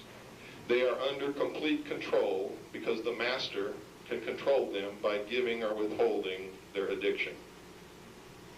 They don't think of anything else except how can I get my next fix and where can I get the money to buy it. Understand this, it's true. Number three, it creates waves of fear that roll through the middle class of this country and make them rise up and ask for more control. Ask that their rights be taken away. Ask to join the New World Order. Our forefathers gave us one tool that no people in the history of the world has ever had, and that is the second article and amendment to the Constitution. It has nothing to do with whether or not you have a right to go hunting. Has nothing to do with protecting your personal property against burglars who might enter your home. Has nothing to do with a woman protecting herself from being raped on a city street late at night.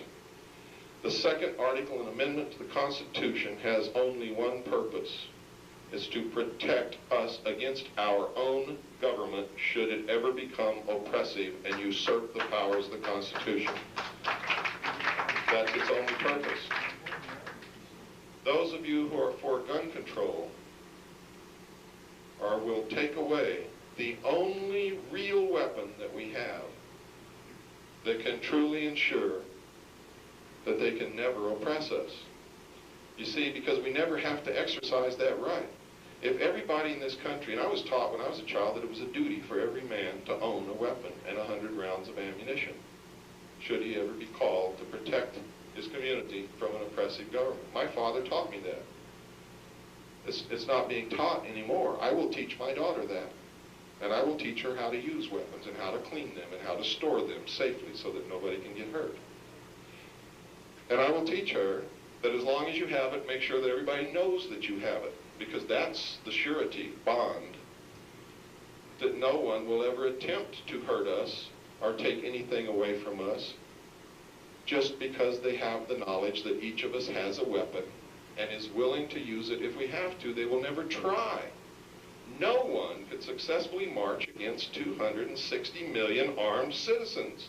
It's impossible. Can't be done by the largest army on the face of this earth. And by the way, that's the Communist Chinese army, and they don't have any way to get here. There's no bridge. They don't have a navy big enough to carry an army that could fight us. But if you ever allow the second article amendment to be usurped, to be taken away, to give up your guns, that is the day that you will cease to be a free people. And for those of you who think I'm heartless and cruel because of that, because little Johnny shot his little sister because she found the gun in Daddy's bureau drawer, I'm not heartless and cruel. My heart bleeds for that family and for that child, and for the child that shot that child, and for the father that was so careless and stupid that he left the weapon where a little child could get it. But I'm not going to give up the freedom of a whole nation of people because little Johnny shot little Susie. That's not right. Every right bears with it a responsibility. Just like the freedom of speech. You're responsible not to slander your neighbor. It doesn't give you the right to slander someone or tell a lie about someone or hurt someone. And the responsibility of the second article amendment does not give you the right to leave a loaded weapon where a little child can get it. See? I hope everybody understands what I'm talking about.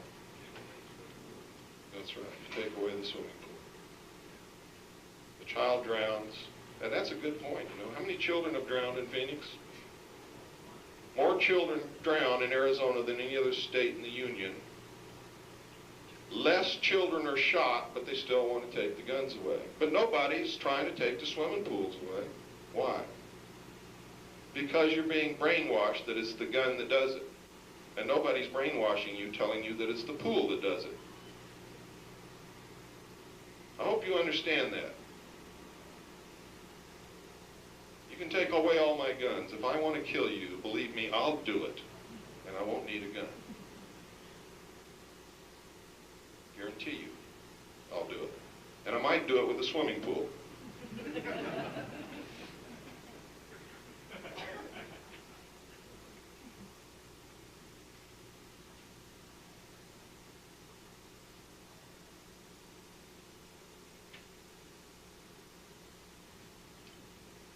We've gotten to the point where life is so challenging and we are flooded with so much information on a daily basis that we have stopped handling it with responsibility and have begun to take the easy way out. And that's normal, because that's our nature. When presented with two choices, we usually want to take the easy way. This is not accidental at all. The media is owned and controlled by members of the Council on Foreign Relations. All of the media in this country is owned by 5 corporations. All owned and controlled by members of the Council on Foreign Relations. That includes the network television, most independent television, all the newspapers in this country. That's why you don't get the truth. That's why during the Iraq War, you were told that 94% of the American people support the president and support the war. It was a lie. That's why during the war, out of 800 interviews conducted about the war on television, there was only one dissenting opinion. Out of 800 interviews. That's why on the media you never saw anything about the large demonstrations taking place in every city across this country, unless you lived in the local area. And even there, in many cities, they never showed it even on the local television stations. Fox TV in Los Angeles admitted it. I believe it was Fox. Was it Fox? I don't want to make a mistake here. Let me retract. Let me say, one TV in Los Angeles admitted it. Admitted that they purposely did not cover the anti-war demonstrations. Look what happened. How many of you remember the name of the reporter who stayed in Iraq? What was his name?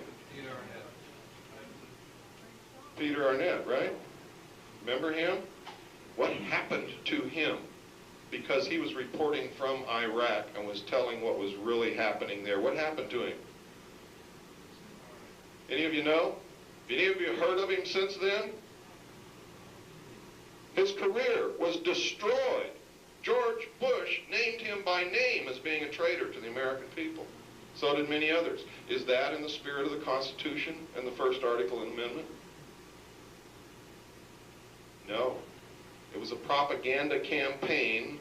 It was a slap down. It was a bam, don't you ever do it again. And it was an object lesson to every other journalist in this country. Don't you ever again tell the truth unless it's what we want told.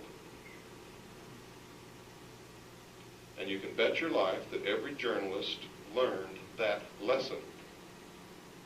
If you want to stay in journalism, if you want to be at the top, if you don't want to be branded a traitor, you better not go against me, says Mr. George Bush. George Bush, ladies and gentlemen, is the foremost and first, number one traitor that I'm able to identify in this country right at this very moment. And that's why the other night when I came on the stage, I introduce myself as George Bush's worst nightmare. Because as a member of the Office of Naval Intelligence, I happen to know that it was George Bush who headed up and started the first large-scale drug smuggling operations into this country when he was the president and CEO of the offshore oil division of Zapata Oil in the Gulf of Mexico.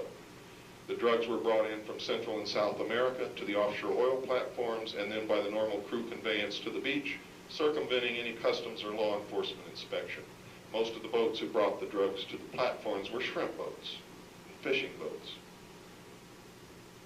Everybody in the intelligence community knows this. Every legitimate investigation into the source of drugs in this country has led right to the doorstep of the CIA. George Bush has been a lifelong member of the CIA. He wasn't just the head of the CIA for a couple of years. He's been a member all his life. He's a member of the Skull and Bones, the Order, the Jason Society, the Council on Foreign Relations, and the Trilateral Commission, whose stated public goal is to destroy the sovereignty of this nation and bring the world together in a one world government. They have written it so many times.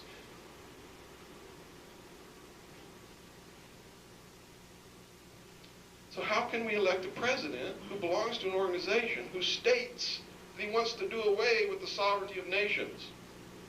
And then he takes an oath to uphold and defend the Constitution. I mean, there's something wrong there. It doesn't click, does it?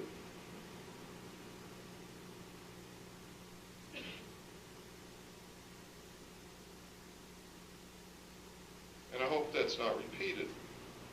You know, when I first began what I was doing, I heard of a gentleman who was a Vietnam War veteran, a hero, who was talking about something that he learned in the Golden Triangle. Drugs being purchased by high-level American officials, but years ago. And I got on the bandwagon and helped him out.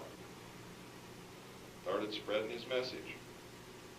Then I found out that this man was the principal agent to the National Security Council for the Intelligence Support Agency of the Special Operations Division of the Department of Defense. You know what that is? That's Ollie North's boss. And now he's running for president on the Populist Party ticket. Gang, let me tell you something. You can never elect any of us who have ever served in any capacity in any intelligence organization ever to any office, period. And that includes me. Because you're never going to know your whole life whether you can trust any of us.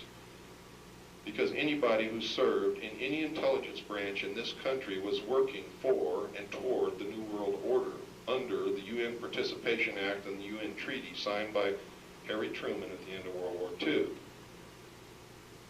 That's why and how all this is working. Under the full protection of the National Security Act. And drug cargoes are flown into this country every day labeled top secret.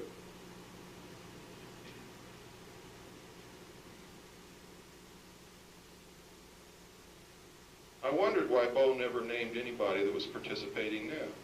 And then I found out that he was the senior Army intelligence officer in Central America, and he's telling me he didn't know that we were bringing cocaine in on military aircraft from Central and South America?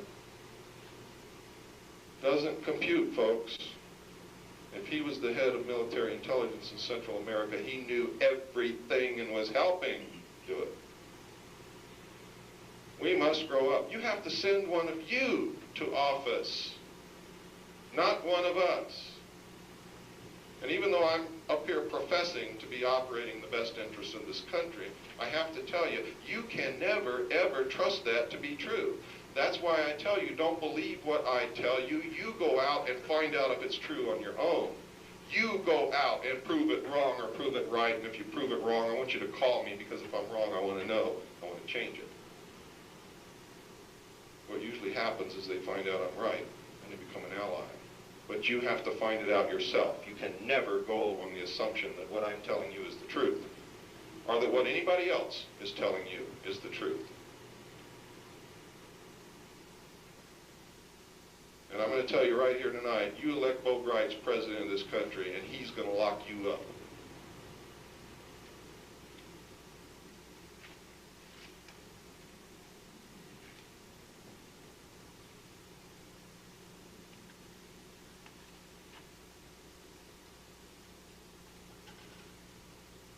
primary method of control of any government or people is money. Money. Cash. I met with a man today at 2 o'clock who said he had some information he wanted to give me. Asking what kind of information it was, he told me. I asked him how he got that information, and he said money. He said he can get any information that I want. All we need is enough money. And he's right. Most people will sell their family for enough money, unfortunately. And maybe some families need to be sold, I don't know.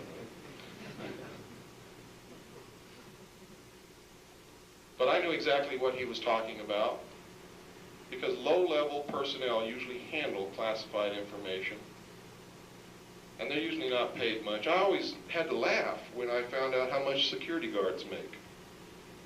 This guy's guarding millions of dollars of equipment and merchandise and inventory, and they're paying him $4.25 an hour.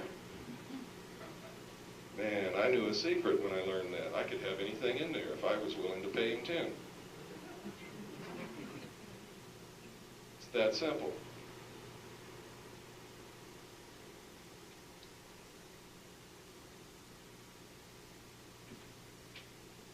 We lost this government in 1913 when the Federal Reserve was established. I hope everybody in here knows what the Federal Reserve is, and I'm sure that most people believe that it is an agency of the federal government. I'm going to tell you tonight that it is not. It is not an agency of the federal government. It is not an agency of Congress or of any other agency of government. The Federal Reserve is a privately owned corporation. The majority of stock is owned by European banking interests controlled by the House of Rothschild, which is the Bank of England. Understand that. Understand that the Council on Foreign Relations was established by its sister group, or parent group you might say, which is the Royal Institute of International Affairs in England. The Royal Institute of International Affairs is also called Chatham House. Chatham House is the elite club of British intelligence. The Council on Foreign Relations is an extension of British intelligence, is one of the highest levels of what I call the Illuminati.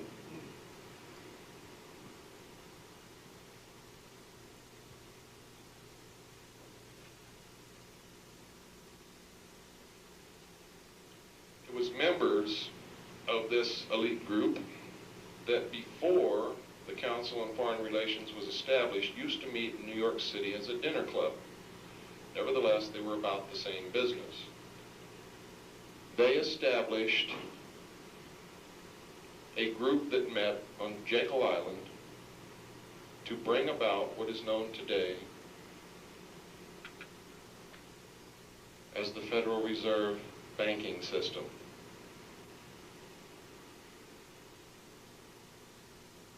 This group was made up mostly of international bankers, all who owed allegiance to the Rothschild family, the House of Rothschild, the family that literally owns the country of England. And I'm not going to go into the history of that because it takes some time.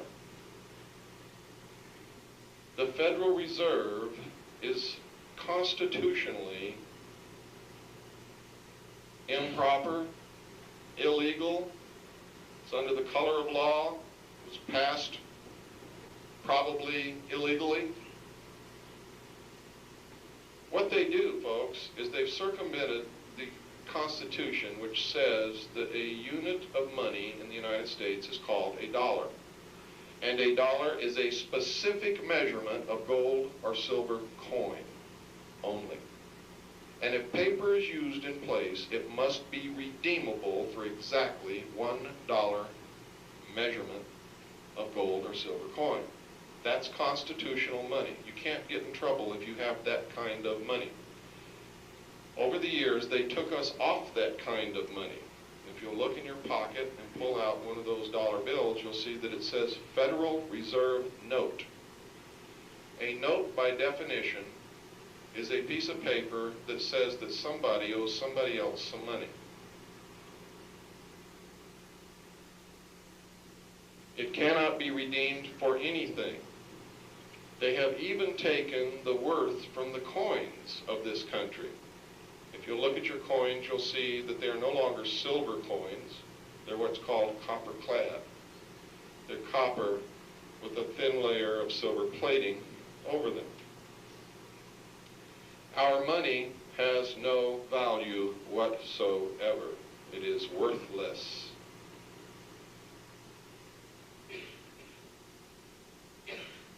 When you use Federal Reserve notes, you're paying for something with an instrument of debt, which means you really haven't paid for what you bought. You haven't paid for it. You've given the guy a note that says somebody owes somebody some money. But who it is and how it's going to be collected is never specified, is it? Here's how it works. The United States government says to the Federal Reserve, we need $1 million. The Federal Reserve says, fine. Here it is, and it's issued in the form of credit. Where does this money come from, this $1 million? It comes right out of thin air as a bookkeeping error, a bookkeeping entry, it is an error, as a bookkeeping entry in a ledger. Literally, that's where it comes from. The money never existed. They don't take money out of a bank vault and give it to the federal government. They create it out of thin air. They make a bookkeeping entry that says there's $1 million was loaned to the federal government as credit. The credit is good at any Federal Reserve bank. How is this money paid? It's paid by check, which is then deposited in an account, and when that person wants to spend money, they write a check, don't they? That's how they get away with it, because you never find out that the money was never printed. That's why you were encouraged to use credit cards, debit cards, and checks to get the currency out of circulation so that you could never catch them stealing from you. That's why I can safely predict that the New World Order is going to have a cashless system where no cash will ever be used and everything will be by electronic transaction, done by computers. And you will either have a debit card or a tattoo. How do I know this? Not because it says it in the book of Revelations, not because somebody else told me to, but because the only way that they can keep creating wealth out of thin air and get you to buy it and steal from you is if they do away with cash altogether. It's just plain logic, folks. It's called using your intellect, which I was told at one time my IQ was 110, so it can't be that hard. It just can't be that hard. If I can do it with 110 IQ, everybody in here can do it.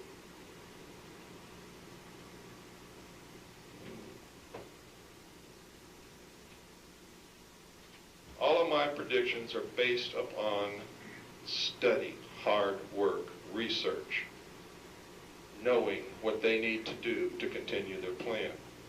And every one of them come true. As I said before, my goal is for none of them to come true.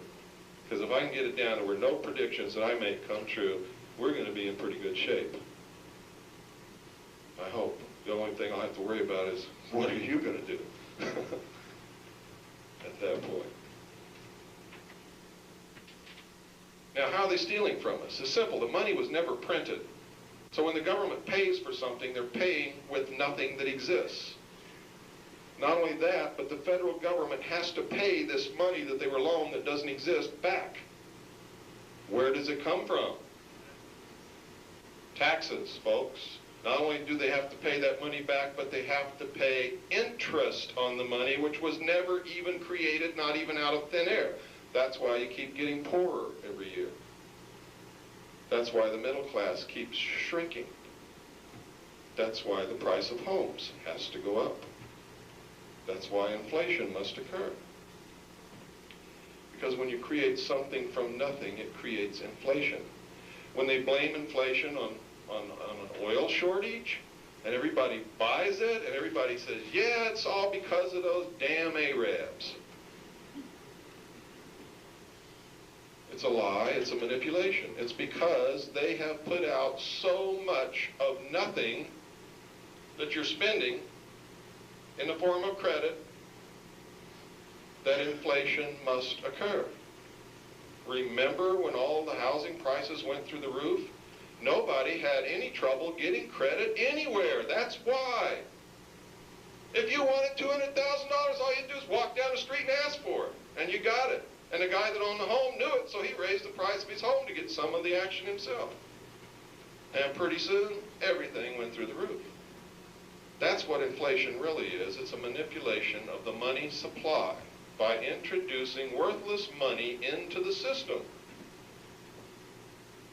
In the case of the Federal Reserve, it's done by issuing credit. Your taxes have to go up. They're going to go up, and they will always go up until you reach the level of poverty that they want you to be at. Because the interest has to come out of the sweat of your work, because it doesn't exist anywhere else.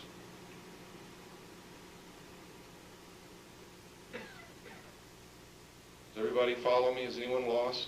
It's important you understand that, because you must understand this. And the destruction of the Federal Reserve is the first step in the road to freedom. The first step. It must happen. There is in Congress now a bill to audit the Federal Reserve and prove that they have created money out of thin air. You must call your congressman, you must write your congressman, you must not procrastinate, and you must demand that he support and pass this bill. You must do that. Once that's done, written into the legislation that established the Federal Reserve is the clause that we may buy it back at any time we so desire for $1,500,000.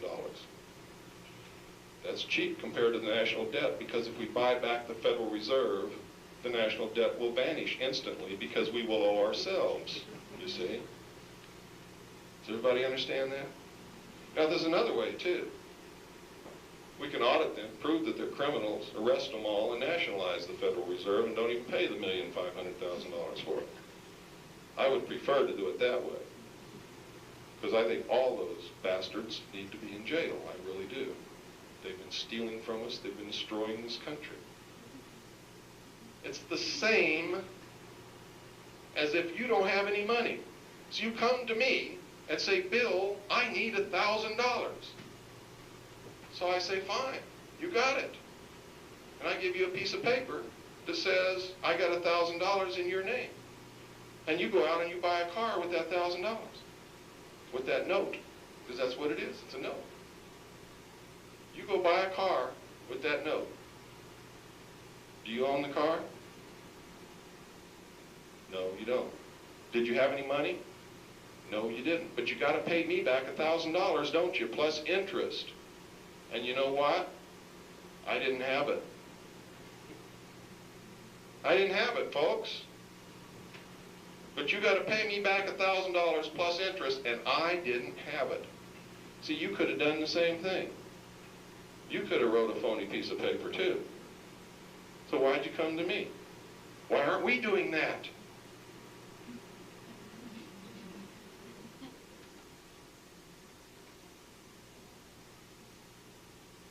Did you know that your congressmen know all about this? They sold you out. You think they care?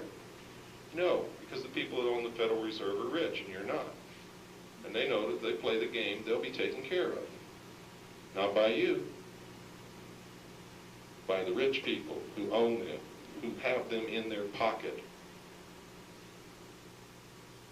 Are we really so stupid to think that somebody's going to spend $300 million to run for an office that only pays $50,000 a year or $80,000 a year? How dumb are we? How stupid are we? I mean, when you really get into it, you know, some of you are going to walk out of here feeling really low. I did for years. discovered in the documentation when I worked for the United States Navy in the Office of Naval Intelligence, destroyed my life for years. When I discovered all this, when I discovered who really shot President Kennedy, when I knew what the real reality of the world was all about, my life went to shit. And I jumped in a bottle of booze. And I thought that I could really drink this away. I thought that I could make it all go away by ignoring it. I thought that somebody else would take care of the problem. But it doesn't work that way. And I didn't get my life back together until I began doing what I was supposed to do, and that's what I'm doing tonight. And you're going to find that once you have this knowledge, it becomes a burden, because now you're responsible to do something about it. And if you don't, your life's going to go to shit just like mine did. And you're not going to be able to live with yourself until you begin to do what you're supposed to do, and that's become responsible. It is to live and walk in a state of divine grace. And that means nothing more than being responsible for yourself, your family, your people, your country, and the world. It means understanding that the World Bank built the road into the Amazon so that the people in Brazil who were poor would burn the forest, so that you would scream for more control so that they can't burn the forest. And that control will be the New World Order, because no sovereign nation state can tell another sovereign nation state what to do.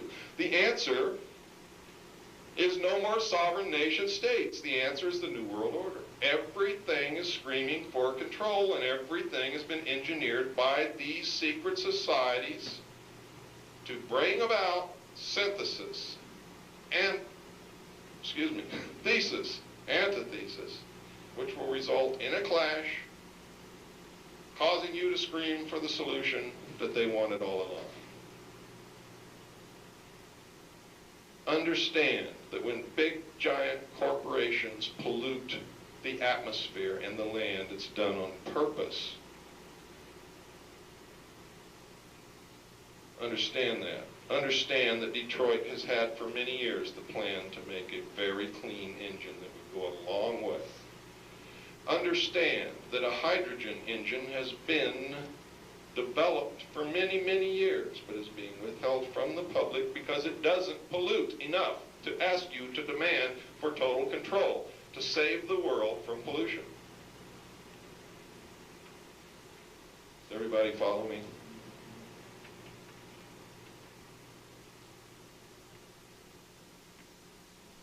God, I hope you do. This is a spiritual thing, as I said the other night. This is a battle. It is a war.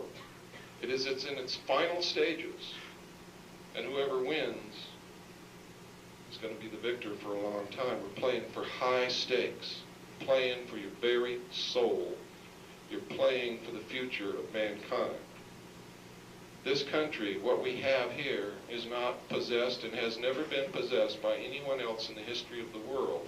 No peoples have ever had the freedom that we have. No peoples in the world have ever had the opportunity to truly govern themselves. Never. Anywhere.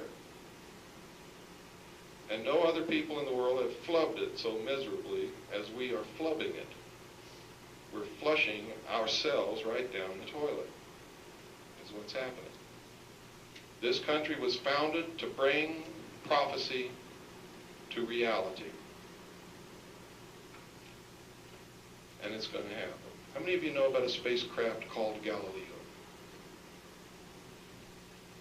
Okay, that means a lot of you don't. How many of you know that in the book of Revelations it says that in the end, when all the prophecy comes to pass, the moon will disappear from the heavens and there will be no more night? How many of you know that? Well, I know it, and I read it again before I came down here to make sure that it was still there. And it was still there. In 1957, a study was conducted by a secret group of scholars called the Jason Group. They're administered by the Miner Corporation.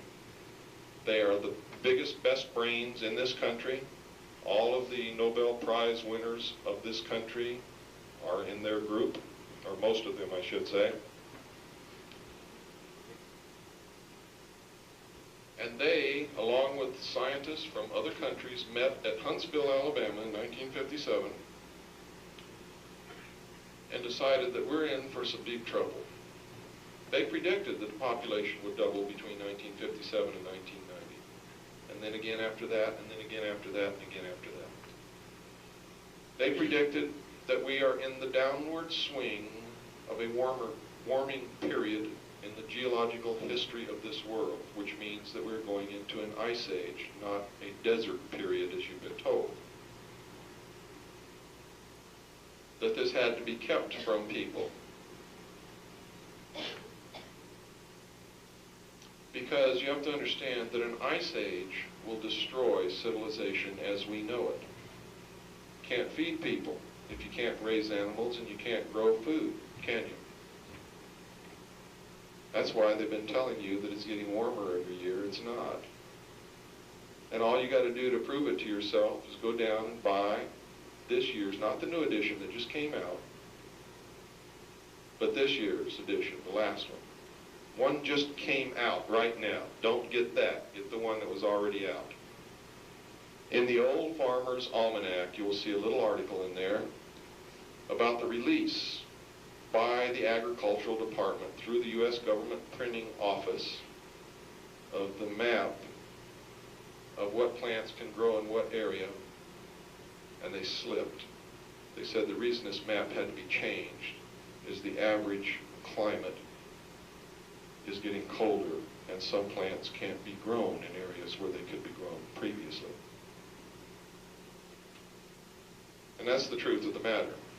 Project Galileo is a spacecraft that has been fired off. It's already on its way to Jupiter. Does anybody in here know what Jupiter is? Yes?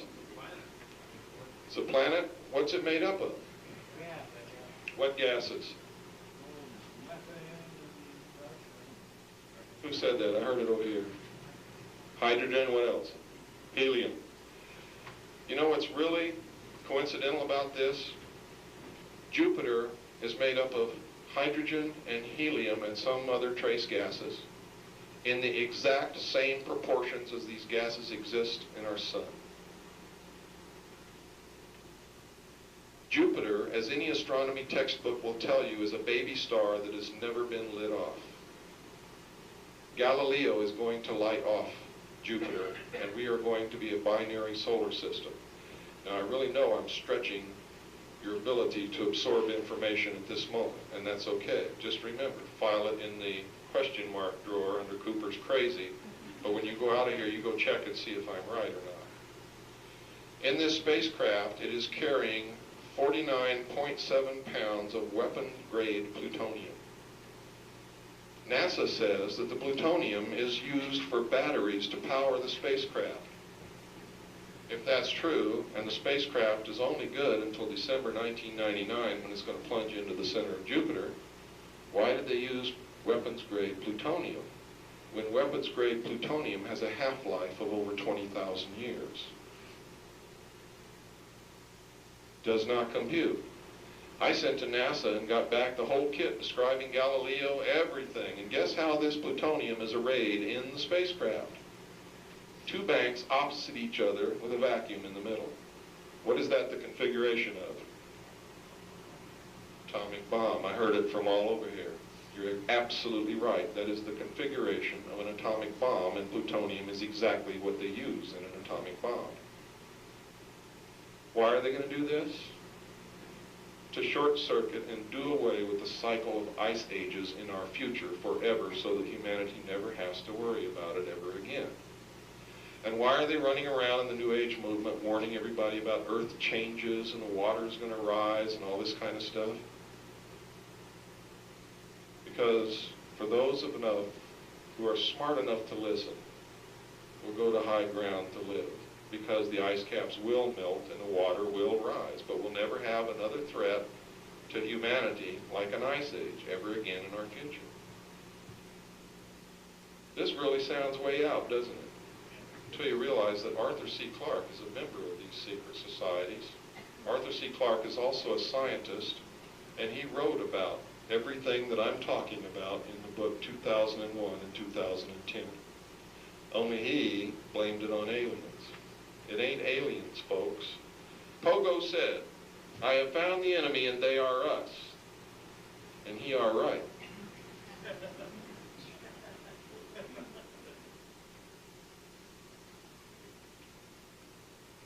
That's exactly what's going to happen.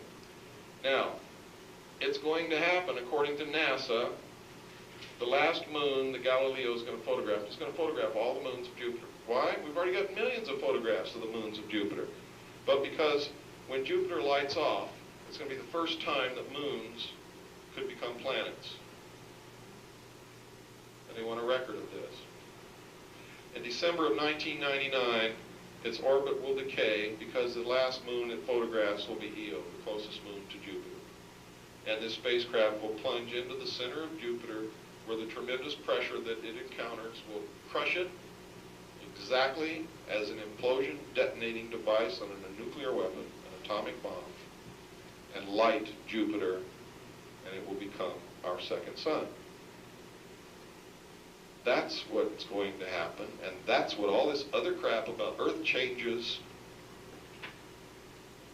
and water rising and all this other stuff is all about. It's for those who will listen to hear and be warned.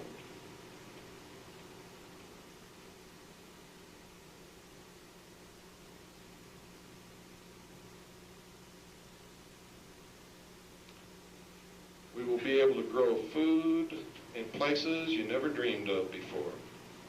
We'll be able to handle the population problem for a little while longer and give them a chance to deal with it.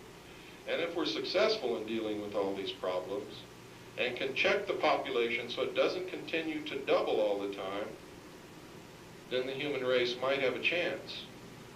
We go about our daily business tripping over door sills and everything, thinking that we have an infinite supply of everything here. But if you look at a picture of Earth from the moon, you'll find that it's not infinite.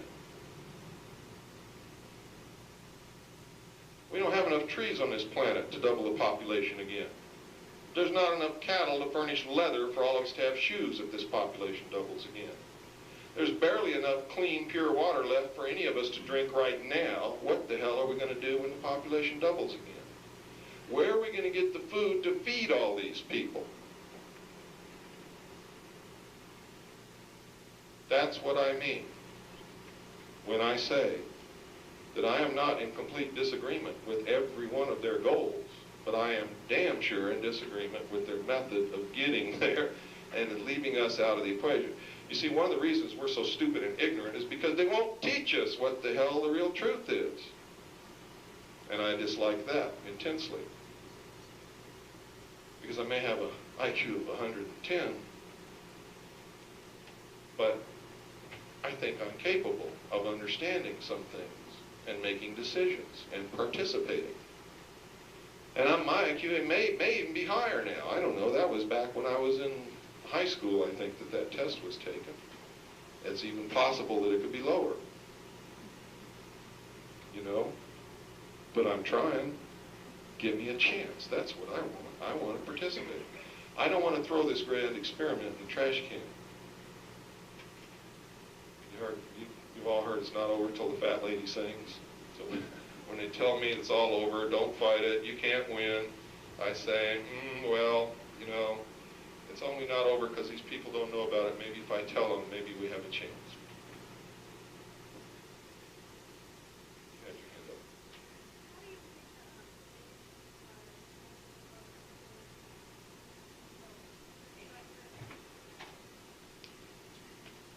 She wants to know how the AIDS virus ties in with population control. They tried very hard after they determined that there was a population problem to get us to listen and to use birth control. Birth control pills were never developed until they understood there was a problem. They tried to educate the whole world to the concept of zero population growth. Remember that? I remembered everybody was talking about zero population growth. Every cocktail party, everywhere you went, they were talking about a book called The Population Bomb. But it went away. People quit talking about it. People forgot about it. And people are still having babies just as fast as they can crawl into back seats of Chevrolets.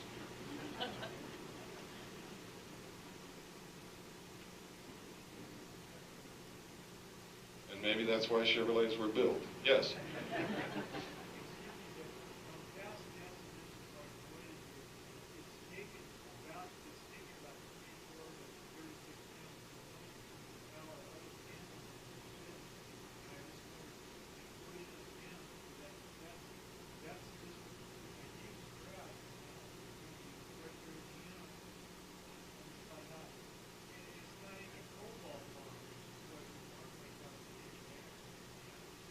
You miss the point.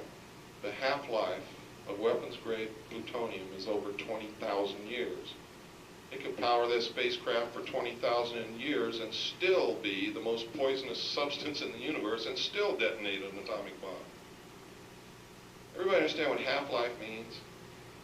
It means that it decays to half its original radioactive level in that period of time.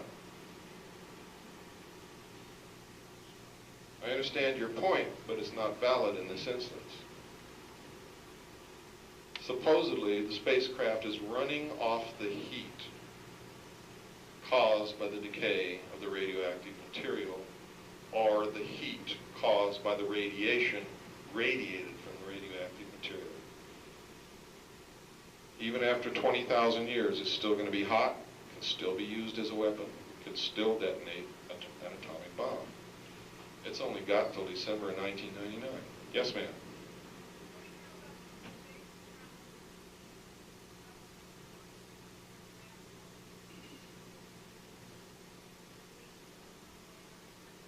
I'm sorry, I can't hear you. Can you speak louder, please?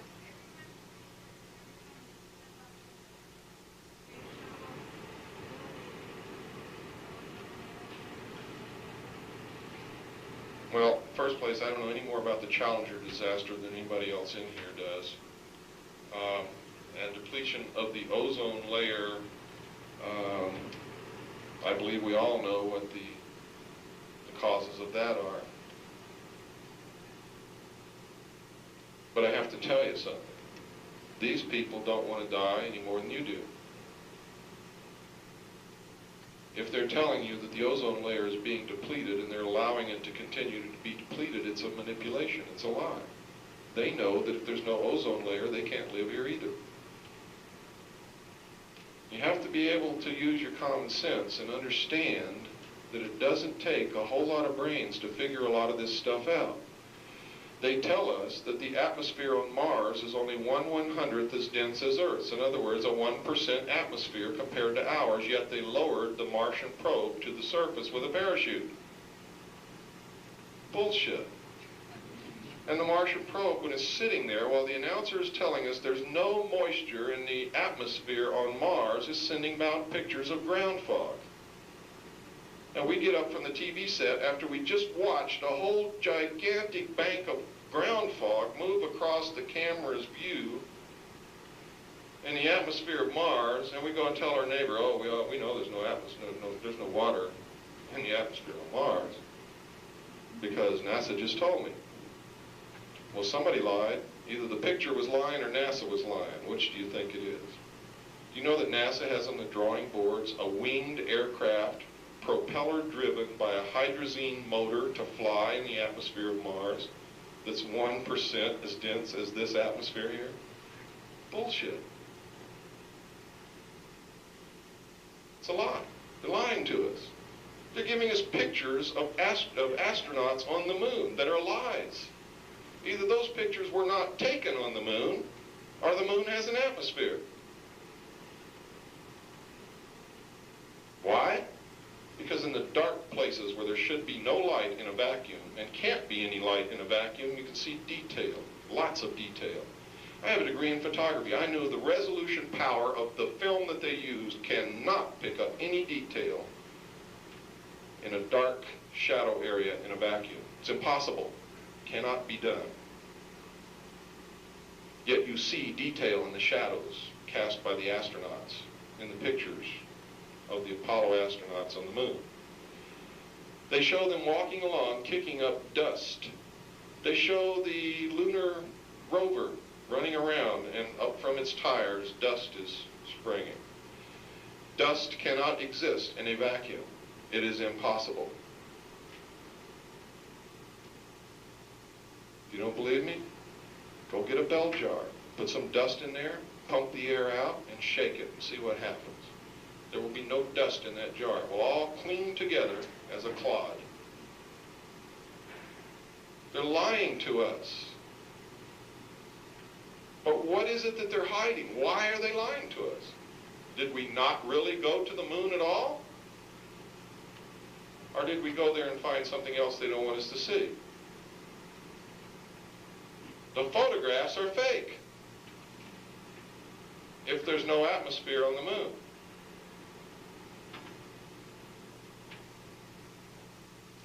NASA is printing in books published by NASA, printed by the U.S. government printing office, thousands of photographs of alien artifacts and anomalous material on the moon that should not be there. And NASA denies it. Yet anybody with a magnifying glass can see it in any of the books that they've published in the pictures. Now that means one of two things. Either NASA wants us to believe that there's extraterrestrials that don't exist and they faked all those photographs, or they're letting those photographs out intentionally so that we'll begin to guess that there really are extraterrestrials up there. You see, because I learned a lesson a long time ago, I won't even look at a photograph if it's not a NASA photograph in a book published by the U.S. government printing office, because that's the only way I can keep them from calling me a liar. I used to go down and get them right out of their tubs. I mean, a NASA photograph, right out of their place. Buy it. And hold it up and show it to people. They call me a liar. This is not a NASA photograph. Prove it. You faked it. You made that photograph in your dark room or something. And because I'm a photographer, it was easy to make people believe that I could do that. So now I go buy, right off the bookshelf, NASA publications printed by the U.S. government printing office, and I get out a high-powered magnifying glass, and you can do it too. Yes, sir? I have two questions. One is, do you have any practical advice for homeowners carrying home workers? Yeah, you're screwed. Have you ever? Yes. And number two, second part of that, would you recommend this kind of buying methods? Okay, let me address your first question. Number one, nobody in this room owns anything that they think they own. In 1938, the United States declared bankruptcy. Congress declared bankruptcy. You can find this in the records. To be able to function as a government, they had to borrow money to make the government work. They pledged as collateral for the loan, which has never been repaid, folks, all the property of the United States of America. And what is the United States of America? We, the people. You became a resource. Look at your birth certificate. And while we're at it, why do you need a birth certificate when I see damn well that you were born? At the top of it, it says Department of Human Resources. It is you that produce the wealth that is pledged as collateral for the loan. That's why you can't get a deed to your house. That's why none of you have a title to your car. How many of you think you have a title to your car? When you get home, read it, and you'll see that it says Certificate of Title. The state holds the title as collateral for the loan. All the assets of the United States of America are pledged to the bankers. That's why I've always said, and it is true, when the New World Order becomes a fact, there will be a redistribution of wealth. You don't own a deed to your house. You own a warranty deed. That's what they give you, isn't it? You know what a warranty deed means? It's a guarantee that a deed exists, but you don't have it. The state retains the deed. Yes, Robin? Isn't there a way to get an allodial title by paying for your house if it's sold? You can get an allodial patent deed, an allodial patent title to anything that you have purchased if you want to go through the long, incredible maze of obstacles and hardships that will be put in your way to do it, but you can do it. But yes, it would. You see, one of the proofs that you don't own your own home is the taxes that you pay on it. If you owned it, if you had an original allodial patent deed to your home, they cannot charge you taxes, because the taxes on your home is really a rental payment to use that home until its real owner comes to get it. If you don't believe me, remember that you may have a $200,000 home, but you just miss a $200 tax payment, and see how long you keep that home. Under the Constitution, they can't take your home unless they give you just compensation. I guarantee you, you will not get a penny. Does everybody understand what I'm saying? You don't own it. That's why you won't get a penny. You don't own it. You don't own anything. You don't even own yourself. You are a resource, a human resource. Yes, sir? Maybe said you photo interpreter again? No. No, they did not. But in my work on the briefing team, we worked with a lot of photographs that had been interpreted, and over a 3-year period of time, I became somewhat adept at understanding a little bit of the art, but I'm no expert by any means. Yes, sir? Freemasonry is in a pyramidal organizational structure with degrees of initiation. You don't learn the ultimate secrets till you get to the top. The 33rd degree is split into 2 parts. One part doesn't know anything about any of this, and neither do anybody below it. The other part begins the lower rung of the degrees of the Illuminati. And we have identified 64 degrees so far. Yes? Could you locate or define the 3 locations that I understand that there are detention centers that have been built in Arizona? One is at Wickenburg. He wants to know where the 3 detention centers are that were built in the state of Arizona. It's in my book. I forget which chapter, but they're in the book. One is in Wickenburg. Yes. Just briefly comment to the rest of the people here. There's a relatively small town called Perryville, and I have traveled past there many, many times in my life, and I'm sure many of you have. And there's been just a small prison complex, maybe twice the size of Kmart, perhaps, that has blossomed unbelievably in the last short period of time. If you drive by and note your odometer, when you first see the first confinement apartment, or whatever we want to call it, you go 1.2 miles before you leave the last. This is astonishing. The next time any of you are taking I-10 and go past there, verify what I'm saying. It is astonishing, and how quickly that has grown. What he's talking about is the New World Order is setting up already in this country and in other countries detention centers, concentration camps for people who have mental illnesses. Some of these are going to be on abandoned military bases, and this was passed in a law, Public Law 100-690, which is published in my book also, which states that military installations can be used for mental treatment centers. Now, why do they have to be mental treatment centers? Because patriotism and nationalism in the New World Order will be considered to be a mental illness and is not compatible with the new nation state, the one world government. Does everybody follow? These people will be re-educated, brainwashed, whatever it takes, and if they can't, they'll just be executed. They're not fooling around. This is the culmination of everything. This is why I'm trying to tell you it's so important that you wake up. Most of this is documented in my book. I've been told that this is the most thoroughly documented book and contains more suppressed and hidden information that's ever been published in the history of the world. I'm very proud of that. It's also the only book in the world that comes with a guarantee. If you think you got took when you buy this book for any reason at all, you don't even have to tell me. Just write me a little note, paste it on the front of here, and send it to me, and I'll send you your money back. I don't do anything unless I can put my name on it and back it 1,000%, period. And I mean that.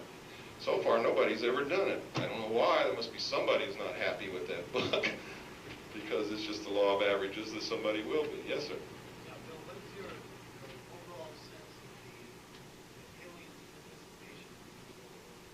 If extraterrestrials are real, then they have been controlling us since the beginning of our history, and you can find reference to it throughout the written history of all peoples of the world and even in the Bible. If they're not real, then it's the biggest hoax in the history of the world to create the alien threat, to unite all humanity in a one-world government to face that threat. And what we find written in history are accounts of angels or paranormal phenomena that we can't explain. You see, because extraterrestrial intervention in history, written in history, is an interpretation of what was written. But it's pretty hard to interpret it any other way when you hear people talking about and writing about gods descending from the skies in craft that they describe that resembles exactly what we're seeing in the sky right now. It's tough to ignore that. But there is no proof anywhere in this world that extraterrestrials are real other than somebody say so that they spoke to one or saw one. Do you think the ones at the underground bases are creation? Well, you know what's really suspicious about these little gray dudes that are running around with the bug eyes is all through the history of the world, every description of every encounter with any kind of any extraterrestrial being, if described as such, they've always looked exactly like you and I. Up until the time when we had the capability to do genetic engineering in the laboratory, and then up pops these little gray dudes with big bug eyes. That's incredible to me. I mean, why is there never any mention of them before that particular point? And I happen to know this for a fact, that whatever you perceive as the state of art, the state of technology, the state of medicine in the public realm, they're at least 50 to 100 years ahead of that in the black projects in secret. I know that they have the capacity to clone a human being right now in a laboratory. Yes? Stand up, Robin, and talk real loud, please. You remember in George Andrews' book, Extraterrestrial Phenomena, remember the picture of a creature up at that point, it was small, that was found in a part of the United States, person returned, they were very interested in the picture of a being that's built everything like us. I remember that photograph very well, but you also have to understand that that's represented as being a mummy that has never been dissected or medically examined. It could be a lump of clay that someone has, you know. What I'm trying to say is it has not been presented, nor has it been treated as proof, nor has it been examined by anyone who could say that this is not a human mummy. What I'm trying to say is we've got to quit believing what we're told. Because we see a picture in a book does not mean that the picture is a true representation of what it's purported to be.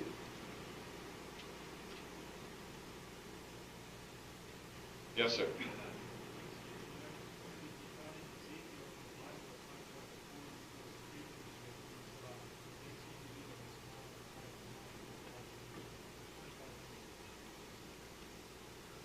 Ezekiel is one place in the Bible that could be interpreted as an extraterrestrial visitation to the earth. Another one could be Jacob's ladder, where he saw beings climbing up into the sky. You know, I mean, there's all kinds of references that can be interpreted as extraterrestrial beings, contact, landings, whatever. But it doesn't mean that that's what it literally is. One of the records in history that's very hard to ignore are the Vimana scrolls from India, which literally outline the history of peoples that came from the sky in ships that landed, that established colonies, that fought wars. The wars described as atomic blasts, and the effects that had on people that lingered, their hair fell out, are the symptoms of radiation poisoning. It's incredible what is written in the history of the world. And I don't believe that it's all a bunch of bullshit either. But I'm going to say this again. There is no proof of an extraterrestrial presence or being anywhere that would stand up for 1 second in any court of law in this land. I thought I had proof at one point. I have drawers and drawers and drawers and drawers of documents, and top secret documents, and things that have been leaked to me, and photographs. And I got 3 Superior Court judges from the state of California to come to my home and take this documentation with them and tell me if I had any proof of extraterrestrial presence on this earth. You know what they told me? Said I didn't have one document, one photograph, one shred of evidence in my entire collection that would stand up for 1 second in any court of law as proof. None of it's certified. You can't really pinpoint the origin of any of it. Even when it comes from the Freedom of Information Act, its origin and truthfulness is questionable. It's incredible. These judges were leveling with me. They wanted to help me. If there was any way that I could prove it, they were going to help me prove it. And I've got some of the best documentation that exists anywhere. And it's no good.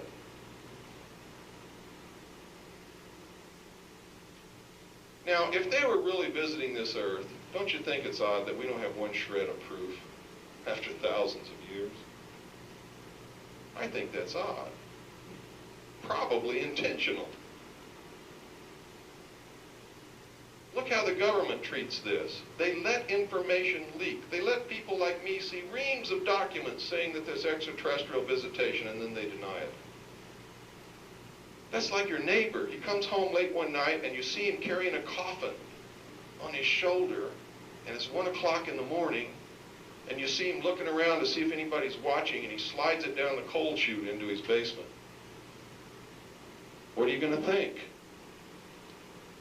You think he killed somebody and he's hiding them in the basement, don't you? And the next day he reinforces that because he denies that he carried a coffin on his shoulder across the yard and put it down the coal chute, doesn't he? And you say, now I know he killed somebody because I saw him.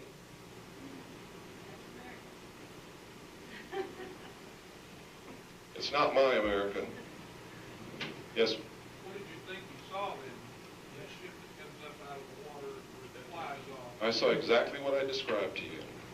Now, you have to understand that if these secret societies have been withholding information and knowledge and technology from the masses of us for thousands of years, they could have had a nuclear submarine in the year 1000, maybe. Who knows? How many of you read Jules Verne's books? You really think he dreamed all that? Every single thing he wrote about became scientific fact, and none of it turned out to be baloney. You think he dreamed it? I don't think so. I think Jules Verne had some conduit to withheld knowledge. Now, I'm not saying they had a nuclear submarine in the year 1000. I'm saying that it's possible.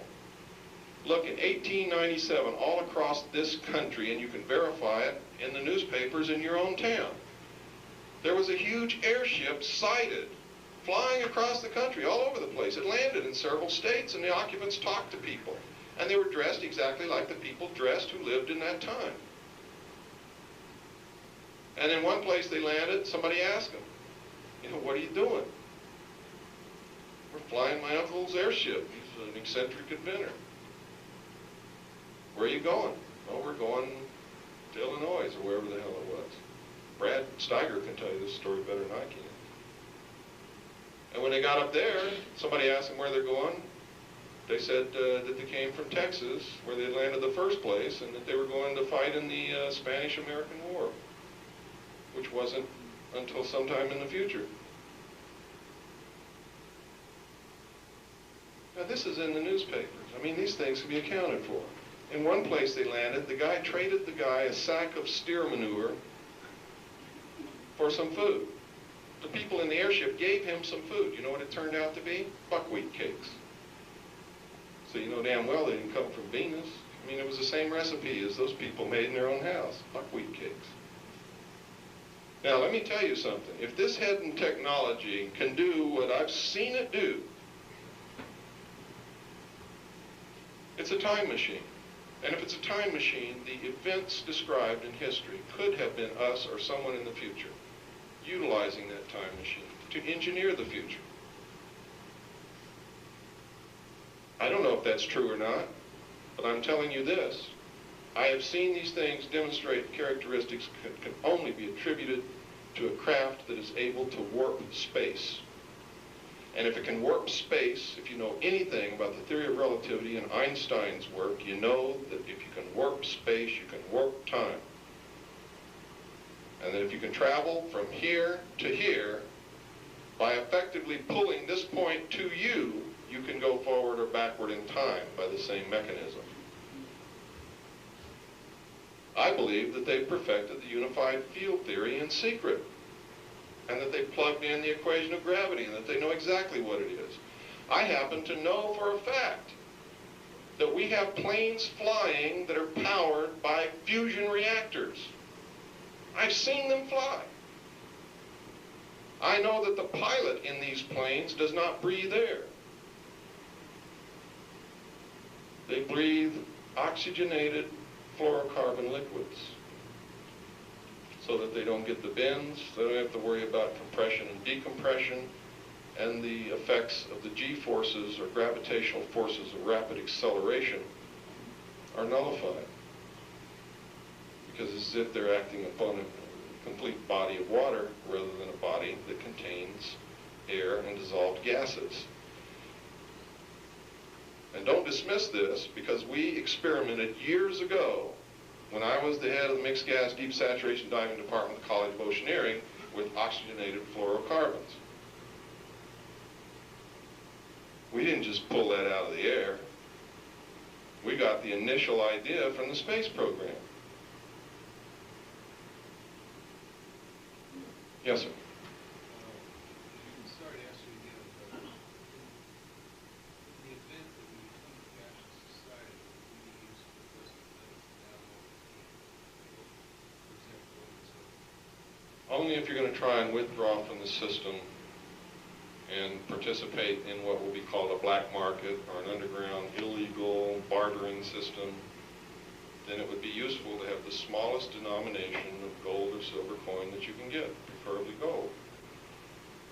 Bullion would be useless because nobody would know what the pure gold content of the bullion was, but everybody knows and recognizes Krugerrands and other gold coins.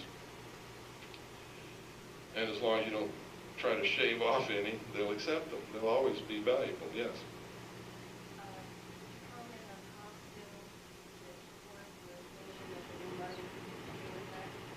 It's already happening. Crane Paper Company has been rolling out the paper for months now. The new printing presses and the facility for printing the money has already been built in Fort Worth, Texas. They are printing. The money has already started being exchanged on the East Coast and is working its way westward. First will be $50 and $100 bills. The world first heard about it in my newsletter way back at the beginning of this year. Yes. I think because some people don't believe the truth, it's why they have some secret society, and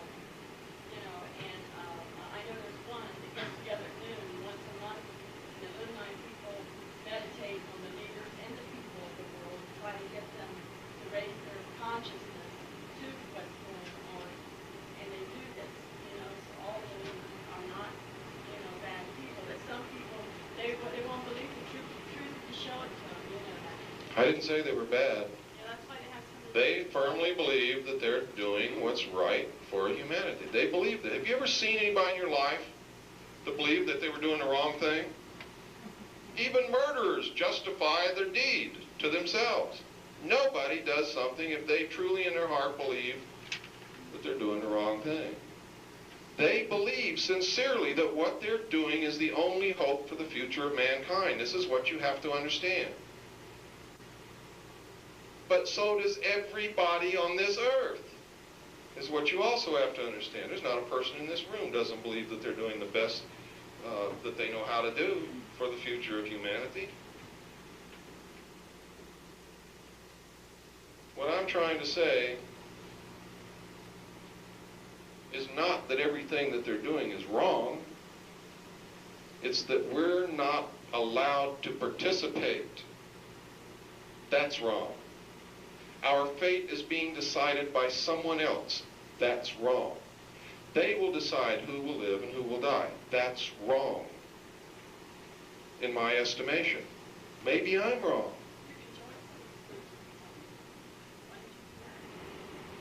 Then you know. My place is with the people. That's where I belong. That's where I believe we all belong. You see, I'm not in the business of farming, and I don't want a damn herd of cattle. I'm sorry. And I don't like being called one. I don't participate in that. Someone who believes that they're smarter than me and are the only ones who have a right to determine my future is my enemy. Period. You're going to have to prove to me that I am a dumb animal before I will accept any of that or would join any order that believed that. It's wrong. We must be educated. We must be taught how to use our intellect, and then we must be allowed to do it. And only if that has been done and we fail, then would I submit to someone else's control. But if we fail to wake up and do the right things and use our intellect, I will tell you, we will prove them right. And if we prove them right, then I will be forced to join them. And so would anyone else who is intelligent in this world. You would be forced to join them if we prove them right. Because someone has to make sure that the human race survives on this planet. I'm not talking from a religious point of view. I'm talking for common sense. Plain old ordinary common sense tells you that. You have to understand that. But we have to have the chance first.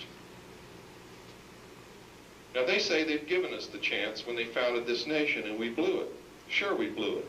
But the real knowledge has been withheld from us. So that, I don't consider that a chance. I'm trying to wake you up to some of the real knowledge, and I'll tell you right now, there's so much of it that I don't even know that what I know is an infinitesimal part of what there is to know. That's what I'm learning. The more I study this, the more I realize how ignorant I am. I'm no longer stupid, but I'm still ignorant. It just never ends. Yes, definitely.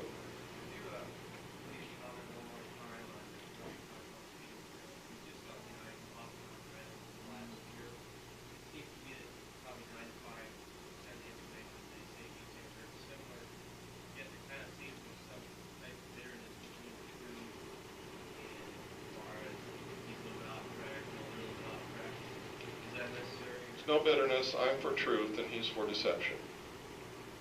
The Phoenix Journals are really written by Doris and E.J. Ecker. They're two con people that have a police record as long as my arm. They say that they're receiving this information from some space cadet named Haton through a shortwave radio, who also at times claims to be God, Jesus, Sananda, and who else? Ashtar. Do you really think Jesus is going to communicate with us through a shortwave radio? I mean, that's all it takes for you to understand that what's in those journals is bullshit. But if you need more, most of it is copied verbatim from other people and is said to originate from this space cadet called Haton. In Spacegate, The Veil Removed, the first 45 pages of that book is copied word for word, verbatim from a paper I wrote in May of 1989 called The Secret Government. The Phoenix Journals weren't published until November of 1989, just in case you think I copied it from them. And I could go on and on and on. Lindsey Williams' tapes have been copied verbatim.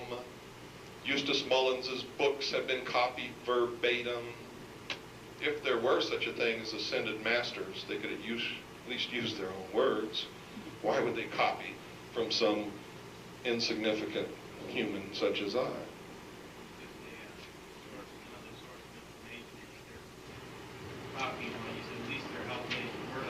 No. We must go from a basis of truth. If one part of it is a lie, it must be rejected, no matter what it is.